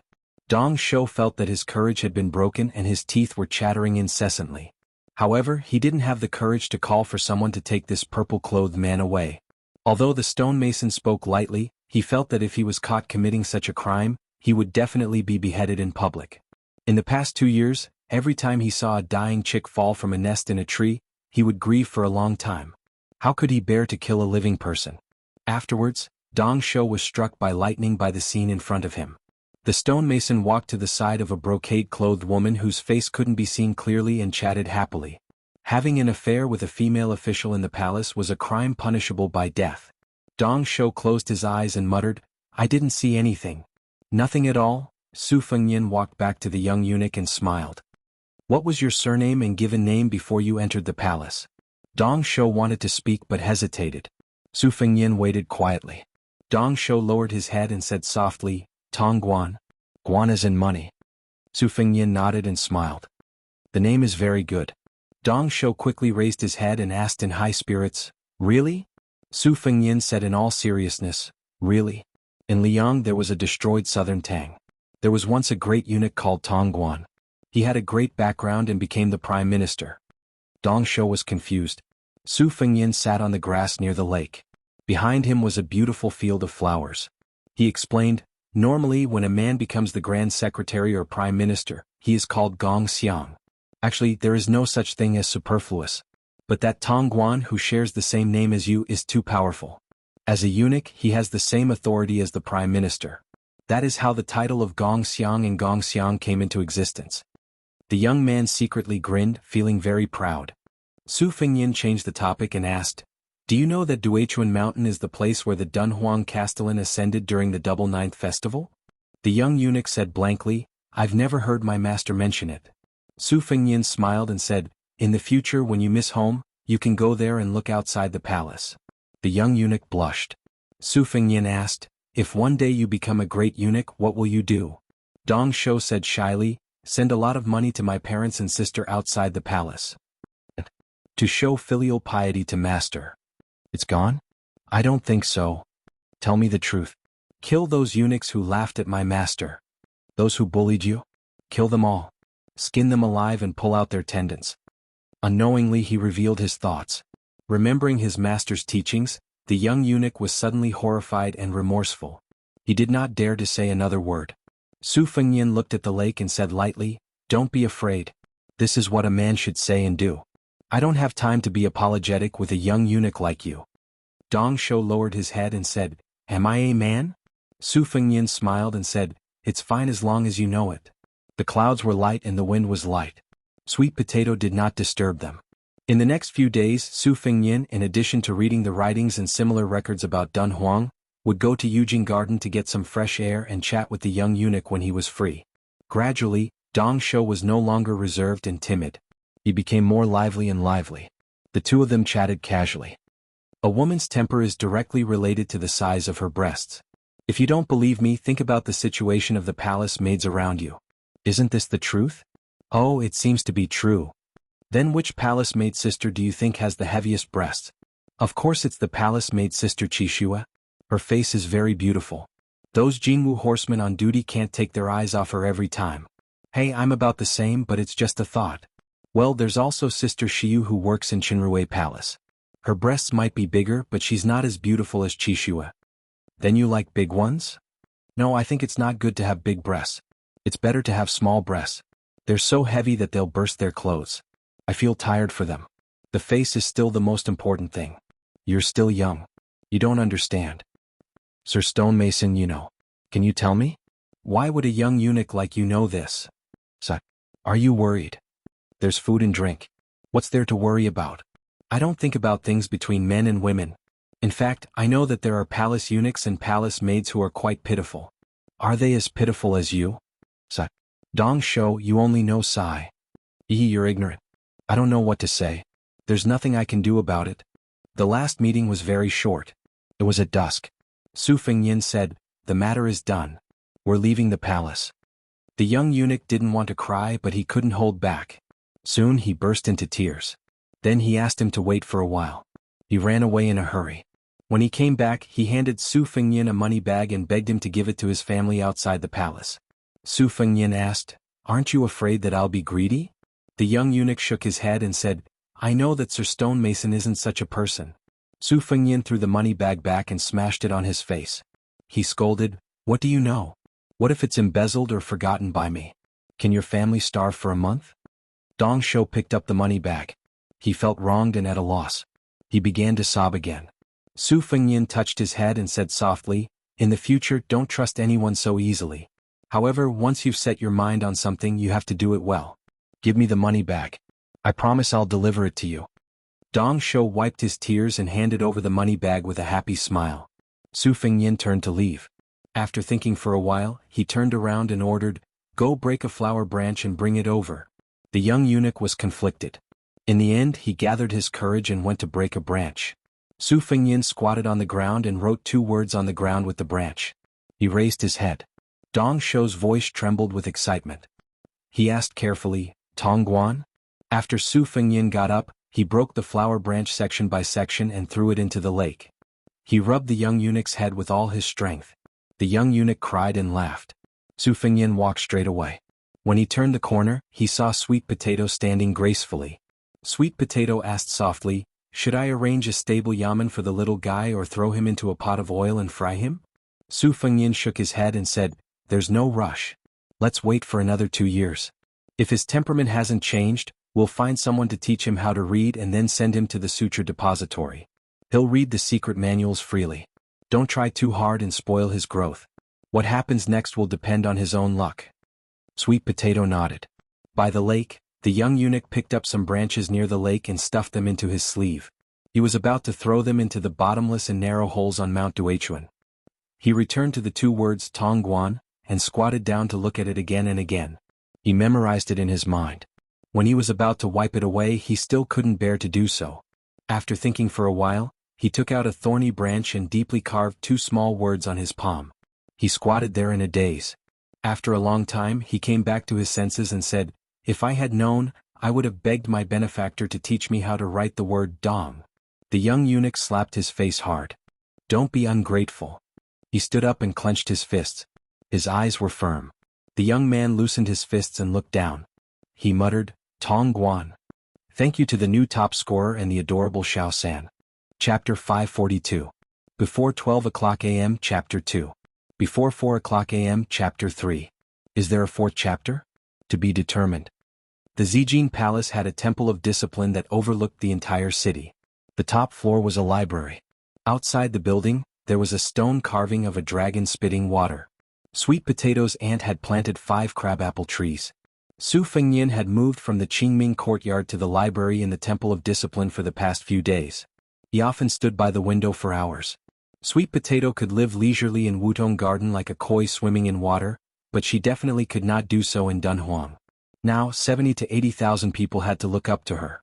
She was like a young empress ruling from behind a curtain. Although she had a group of capable female officials from the Zijin Palace to help her deal with political affairs, the entanglement of Dunhuang's various powers was a mess. Everything needed her to make a final decision. Fortunately, Su Fengnian did not let her stick to his side. There was no wall in the world that did not have a crack. Even if this wall was the wall of the emperor's house, it could not be concealed. From time to time, Su Fengnian, who was secretly wandering around the palace, felt an undercurrent surging. The tendrils extended outwards and then fed back into the palace. Su Fengnian did not know if this was the norm for giant Immortal Palace and Dunhuang. When he asked Sweet Potato, she said that Dunhuang had always been under her aunt's control. When the devil Luoyang was outside the city, Dunhuang was like a plate of loose sand. The powers that were indebted to her aunt all watched as she left the city alone and returned with heavy injuries. After Luoyang left, she did some icing on the cake. As for the common people, most of them saw it as a matter of course. You are the lord of Dunhuang City. If you don't take action, who will? If you die, it's just a change of master. If the city is breached, no matter how much Luoyang kills the innocent, 70 to 80,000 people will not be able to kill us, right? If we change masters, at the very least, everyone will suffer together. It's better than standing out and being slaughtered by the devil. Su Fengnian laughed when he heard this answer. At that time, Sweet Potato asked, if one day Beiliang's 300,000 steel cavalry failed to defend the northwestern border, and the millions of Beiliang citizens surrendered without a fight, or even surrendered to Beimang and turned against Beiliang's army, would young master's heart turn cold? Su Fengnian asked, what would you do if you were me?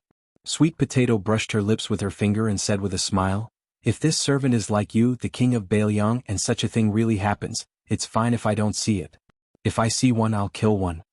Su Fengnian sighed and said, you being the master of Dunhuang City is a bit of a waste of talent. Sweet Potato mentioned that 500 li to the north of Jinxi province were the ruins of the Wu family's 9 Swords massacre of 10,000 cavalry. Su Fengnian then had the thought of leaving the city. That night, on the dragon throne in Giant Immortal Palace's main hall, she wore a dragon robe and sat high up on the dragon throne, assuming the posture of a monarch overlooking the world. If an older important official of Northern Mang's imperial tent saw this scene, they would only mistake it for the empress regaining her youth. It was late spring and the night was absurd. Fortunately, there was no morning court in Dunhuang City. Before dawn, they returned to the Qingfeng courtyard and took a bath together. Su Fengnian was helped by her to put on the Black Mountain Scholar's white robe. He carried the bookcase on his back. Sweet Potato circled the robe twice to check for flaws and fill in the gaps. She only wanted to be perfect. When she couldn't find any fault, she said with a look of pity, you look like a scholar with a mind full of poetry and books. It's very nice, but the purple python robe is even better. Su Fengnian patted the spring and autumn sword and said softly, don't send me off. Sweet Potato shook her head and said, send him to the Gate of Wishes. When they arrived outside the gate of Xidigarba's Gate of Wishes, Sweet Potato said that she wanted to send him 10 li away. Su Fengnian said helplessly, if you send him off like this, we'll just go straight back to Beiliang. Sweet Potato carefully groomed Su Fengnian again and asked, you really don't want the Nightjade Lion? Even if you're afraid of being too eye-catching, you can just find a good steed to ride on. If you get impatient, you can just throw it away. Su Fengnian shook his head and said, we still don't know who's going to take care of who. walking is still the easiest. Once we've developed feelings for each other, I can't bear to throw it away just like that. Sweet Potato said softly, "Take care, young master." Su Fengnian nodded and said, "You should also return to Beiliang as soon as possible." I'll still say the same thing. I don't care how important Dunhuang City is in Beiliang's plans, I want you to live well. Sweet Potato lowered her eyebrows and said, "I understand." Su Fengnian thought for a moment and continued, "Watch the little eunuch Tong Guan from the sidelines for another 2 or 3 years. After that, send him to the House of Imperial Edict. You'll have to spend more effort on this child's literacy and martial arts foundation building. You can say that you'll be free to raise him, but you can't completely ignore him and leave him to fate." Sweet Potato smiled and said, "Don't worry, young master. Dong Shou will definitely surprise Dunhuang City in the future. There are a few secret manuals in the Sutra Depository that are suitable for him to practice. He's lucky." Su Fengnian nodded and said in a low voice, "I hope there's one more person in the world who works hard. The heavens won't let him down. Let's go." Su Fengnian turned around and waved his hand with his back facing Sweet Potato, who was dressed in embroidered robes and whose sleeves were as big as hibiscus. Chapter 543. Chapter 3, around 3 a.m. Chapter 4. Try to get there before 6 in the morning. Although Dunhuang City was built on desolate yellow sand, because it was unique within a radius of 100 li, it was worthy of being called a city of living water. There were many merchants coming in and out of the city frequently. There were no less than 5,000 to 6,000 people coming and going every day. In addition, there was the holy land of Buddhism outside the city, Saiji Buddha Cave. On the 1st and 15th day of every month, believers would go out of the city to burn incense. It was a grand scene that filled the city. Today was the last 15th day of the late spring season. If it was in the past, the main road of the south gate would be densely packed, but today there were surprisingly few people. There were only a few hundred devout pilgrims, and none of them had brought their families with them. On both sides of the street, there were peddlers who had woken up early to shout, selling scallion pancakes, snacks and some coarse yellow incense paper. The Yuan family, which was second to none in Dunhuang City, was blind enough to run away from marriage and elope with him. The Yuan family, which was one of the wealthiest families in Dunhuang City, was magnanimous and did not pursue the matter. The beautiful woman, who was so stubborn, really did marry this out-of-the-way scholar. Her father, who was almost fuming with anger, was worried about his daughter. He was afraid that she would suffer hardships, so he secretly gave her a lot of dowry. Unexpectedly, this man was rather useless. He was talented, but he was not capable of making a name for himself. Moreover, he was neither high nor low. The big restaurant was turned into a wine shop, and in the end it became a small wine shop. The woman was disheartened. Finally, the onlookers felt very satisfied and left him. She remarried to the Duanmu family, who was well matched in social status. The husband and wife were very happy. That young master Duanmu, who had a beautiful woman in his arms, even came to the wine shop to drink. He did not bring any servants or maids with him. He was gentle and refined, showing the elegance of a scholar. It was said that he only said a few words of courtesy, saying that he had heard the wine shop man's poetry before and was very impressed by him. The woman was disheartened. Finally, the onlookers felt very satisfied and left him. She remarried to the Duanmu family, who was well matched in social status. The husband and wife were very happy. That young master Duanmu, who was sitting on a beautiful woman, even came to the wine shop to drink. He did not bring any servants or maids with him. He was gentle and refined, showing the elegance of a scholar. It was said that he only said a few words of courtesy, saying that he had heard the wine shop man's poetry before and was very impressed. The woman was disheartened. Finally, the onlookers felt very satisfied and left him. She remarried to the Duanmu family, who was well matched in social status. Later on, the woman would occasionally burn incense and enter the city of Dunhuang, but she would always ride a splendid carriage with 4 golden horses. Busybodies had never seen her lift the curtain to look at her former lover, who was in dire straits. Presumably she was really heartbroken. The man who came here to freeload the food stepped on a chair, finished a bowl of porridge and then handed another bowl over. Everyone says that people who eat other people's mouths are soft, but this guy casually lectured him. Supu, it's not that I want to criticize you, but if you sold incense here, you would have made a lot of money already. Hey, when the time comes, I'll go burn incense and pray to Buddha, and I'll get a lot of money. When Bodhisattva sees my sincerity, I guarantee that all my wishes will come true. When I'm rich, won't it be easier for me to support you? The middle-aged man with a tranquil expression took the big white bowl and filled a bowl of porridge for this one of his few friends. He shook his head and said, 3 incense sticks are enough. To worship Buddha, Dharma, and Buddhist monks, the amount of incense doesn't matter. The sloppy man who took the white bowl glared at him and said, You're so inflexible and reasonable. Your wife left because she was angry at you. Look at you, you have a silly woman who doesn't want rouge, face powder, and exotic delicacies, but is willing to suffer with you in the cold, in the sun, and in the cold, together with you. You don't know how to cherish her, and you don't know how to make progress. You deserve to be laughed at and poked at behind your back.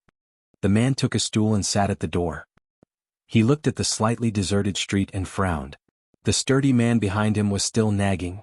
If it weren't for the fact that my father received your prescription to save his life, he wouldn't be willing to suffer with you. You say, since you know some medical skills, it's good to be a half-baked doctor under the guise of practicing medicine to help the world. There's a shortage of doctors in Dunhuang, and a lot of people are willing to be cheated as long as you don't treat people to death.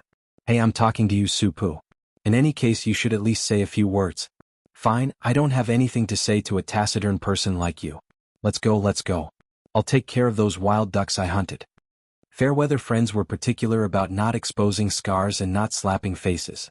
More icing on the cake, less providing charcoal in snowy weather. It could be seen that this person was either heartless or really treated the shabby wine shop owner as a friend. The middle-aged man suddenly asked, Why are there so few people going out of the city to burn incense today? Let me tell you, the giant Immortal Palace is restless today. After the battle with the great demon Luo Yang, the old city lord has already passed away and ascended to immortality. This is a fact that even a 3-year-old child knows.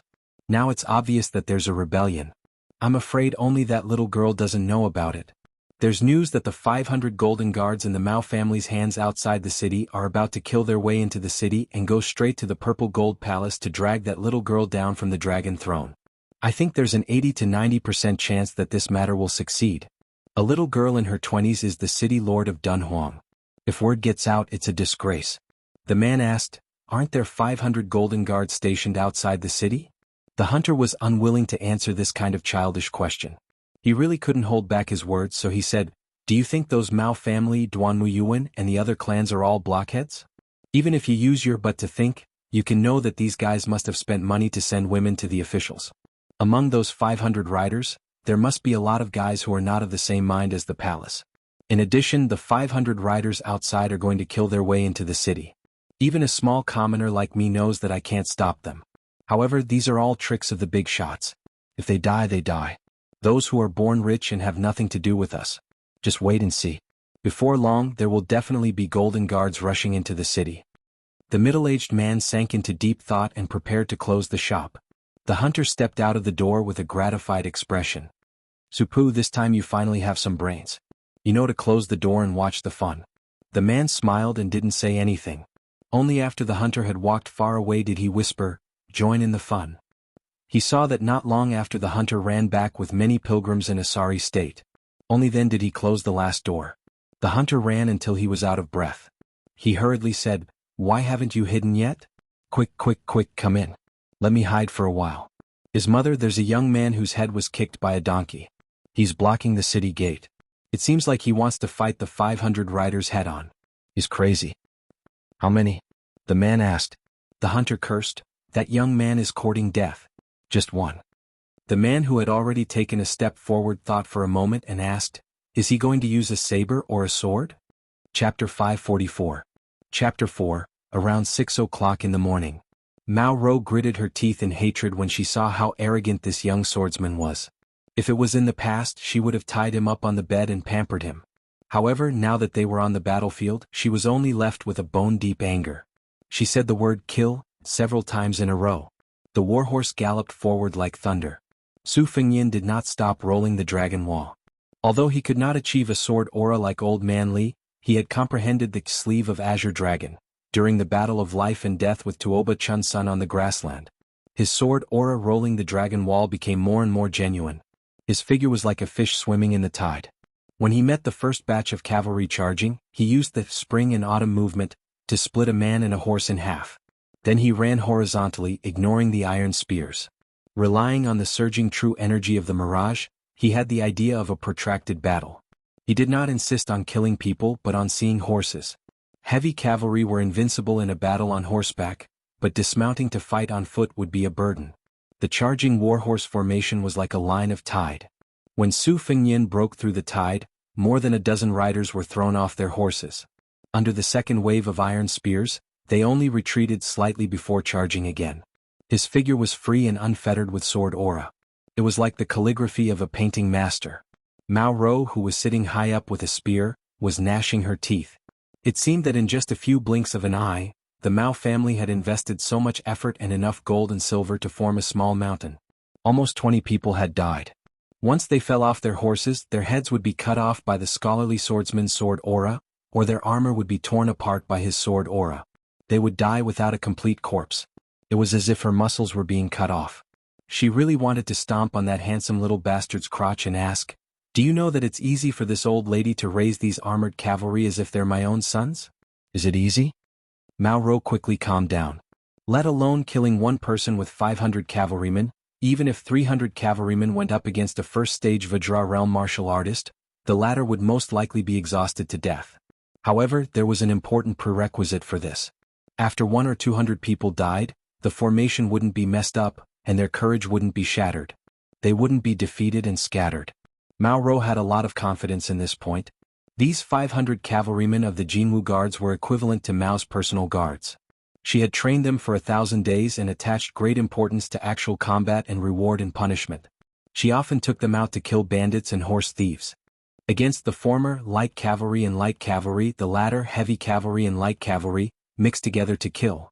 Every time they returned from a successful mission, not to mention wine and meat, as long as they dared to fight with their lives on the line, Mao Ro had the courage to spend money to invite those courtesans from the brothels and Dunhuang to the barracks and reward them. Frustrated, Mao Ro let out a long breath and said viciously, "You little swordsman, after you die, I will stomp your body into meat paste with my iron hooves." Mao Ro shouted, "Don't give him a chance to breathe, use the horse to ram him to death. Whoever stabs him first, I will reward him with all the courtesans in the city and let him play with them for 3 days and 3 nights until all 3 of your legs go soft. Whoever stabs him to death first, I will personally go into battle and give that lucky bastard a blowjob." The eyes of the Jianghu guards were bloodshot. Su Fengnian was expressionless. He controlled his sword with one hand to take the head and the other hand to kill the enemy at close range. Mao Ro looked at the soul-stirring one-sided slaughter on the battlefield and sneered, "Pull back 30 steps and throw your spears. Pick them up and come back later." The semicircular cavalry formation tangled with Su Fengnian immediately retreated. The second wave of cavalry threw out their spears in an instant. These spears were not as easy to deflect as arrows from 100 steps away. To be able to become a heavy cavalry, one's physical strength was not ordinary. Thus, every shot could be said to be powerful and heavy. Su Fengnian did not stop moving his sword and cut into the enemy's formation. He held 2 spears that brushed past his shoulders and spun them in his hands. The 2 spears were like mirror-like round shields, deflecting all the spears that came close to him. After a wave of throwing, Su Fengnian held his spear and threw it back with both hands. Immediately, 2 cavalry soldiers fell off their horses. Their armor was penetrating. Mao Ro was shocked. At this point she was actually starting to feel numb. She ordered coldly, "Surround him." This vicious and merciless female general sneered in a low voice, "I don't believe you can do what the Wu family did 200 years ago. How can one person create a sword formation?" Mao Ro glanced at the 5 cavalry captains beside her and tilted her chin. The 5 cavalrymen began to quietly charge forward with their spears. 60 cavalrymen in a circle tried their best to avoid the terrifying flying sword. Then they threw their spears at the same time from 30 steps away. Su Fengnian's hands formed a circle. Unexpectedly, the spears rotated with it. His left hand brushed past, and 60 spears shot out in the opposite direction. Although these heavy cavalrymen were slower than the light cavalrymen when they were stationary, they were not straw mats. Apart from a dozen or so large arrows that were too tricky and pierced the cavalrymen to death, the rest were only scratched or deflected. However, the innermost layer of the circle began to show signs of breaking. In an instant, 6 cavalry captains who had reached the top of the Golden Guards rushed out from the gap and threw their spears at the same time. One of them had half his face cut off by the spring and autumn flying sword and fell off his horse. The second horse still fiercely rammed into the terrifying swordsman's chest. Unexpectedly, the swordsman only slid back a few steps and stopped his body. Fortunately, one of the cavalrymen rammed into him from the side and sent him flying. Another officer seized this rare opportunity and chopped down with his saber. Finally, there was blood. This group of golden guards who had been fighting until now almost had tears of joy in their eyes. The valiant officer who had chopped down the scholarly swordsman's shoulder felt his heart burn. Just as he was about to push all his energy into his saber and cut off the young swordsman's arm, he saw a pair of emotionless feminine eyes. In the next moment, his saber was knocked away and he was pulled off his horse. His neck was twisted with both hands. Su Fengyin threw down the bloody head and body. The corner of his mouth twitched. Mao Rou said in a deep voice, "Officer Tang Kong died in battle. The compensation is 50 taels of gold. His son is allowed to enter the Mao family's private school to study. After he turns 20, he will immediately enter the Golden Guards and take up the position of officer." The Mao family's promise. This was a golden signboard that was heavier than gold and silver. This was also the foundation that allowed the Mao family to maintain a high position of power in Dunhuang City. The morale of the army was once again raised. Su Fengyin held the spring and autumn sword and began to run in a straight line toward the Mao family woman who gave the order. The half-formed golden thread and the perfected morning dew finally came out of the sword pouch. Wherever they went, beads of blood bloomed from the necks of the cavalrymen on both sides. Mao Rou narrowed her eyes. This time she did not retreat. Chapter 545. Chapter 4. Sweet Potato, who was standing outside the palace gate, had her clothes fluttering in the wind. Her eyes were wet and red and her fingers were like hooks. She seemed to have turned into a demon. Even when her aunt died, she wasn't like this. A middle-aged man carrying a familiar book box appeared out of nowhere and shook his head at her. Sweet Potato's clothes gradually stopped moving. On the battlefield, everyone saw the man in red smile and then said, "Don't worry, I didn't kill all 500 Jianghu guards. I only killed 200 cavalry." After killing Mao Rou, the 300 cavalry ran away. Just by killing 200 cavalrymen. Inside the carriage, Mao Rui's old heart was about to burst. The 500 Jianghu guards outside the city were the blood, sweat and tears of the Mao family for several generations. After Mao Rou took control of the army, she stood her ground against the objections of the masses and decided that the light cavalry should be heavy cavalry. The calculations, sacrifices, and price involved in this decision were not something that could be explained in a few words. "You, who had suffered 1,000 cuts, told this old man that you killed 200 cavalry?" Mao Rui jumped out of the carriage and ran to hug his daughter's head in front of everyone. He didn't care about his face and sat on the ground and cried. Although Mao Rou was still a step away from the second-level master realm, everyone knew that it was 100 times harder for a woman to reach the second level than a man. However, as long as one stepped into the second-level threshold, the speed at which one climbed up the martial path was often shocking. Moreover, Mao Rou was the backbone of the Mao family for the next 30 years. Her death was no less painful than losing 200 cavalry or even more painful. A family, if they wanted to continue their good fortune, they still had to rely on one or two children who could stand up and support the family. How could Mao Rui, who had to send off his children, not be heartbroken? During this time, there were a few strange and playful looks from people like Lu Wu who knew the dirty inside story of Dunhuang. Mao Rui was addicted to sex and didn't care about sex. He was mocked as a fish in a book about sex. Mao Rou was over 30 years old and still hadn't married. It seemed like the father and daughter were having an affair. However, after the teasing, Lu Wu and Tao Yong tacitly looked at each other and saw the worry in each other's eyes. The anger of an ordinary man wasn't worth mentioning. However, when this martial artist was close to the first level, no one could underestimate him. Why did the Beimeng Jia family spare no effort to hire and support these people? Wasn't it because they wanted to intimidate the weak and subdue the enemy without fighting? For a lunatic like this who was willing to fight against 500 cavalrymen for a woman, Lu Wu believed that he would be willing to give away both his wife and concubines. As long as that blood-stained young man took a liking to them. Those Wulin uncultured people who were attracted by gold and silver were already scared out of their wits. They couldn't be compared to those clans who had formed a group and wandered the Jianghu alone. If they died, they would die in vain. No one would collect their bodies. Their weapons, banknotes, and secret manuals would all be plundered. This time they entered the city to fight for riches and honor under the premise that victory was in the bag, not to be a sacrificial lamb and throw away their lives. For a moment, the 70 to 80 people who were left after fighting with the Jianghu guards became restless, thinking of retreating. Some people who were friends with each other were on guard against unfamiliar faces. They began to whisper to each other, calculating the pros and cons. Lu Wu had the demeanor of a great general. He urged his horse to rush out and asked, "Who are you?" Su Fengyin only looked at the old man who was howling in grief and said flatly, "Your name is Mao Rui. I know you." The fierce bow-bearing General Tao Yong suddenly shouted, "Careful!"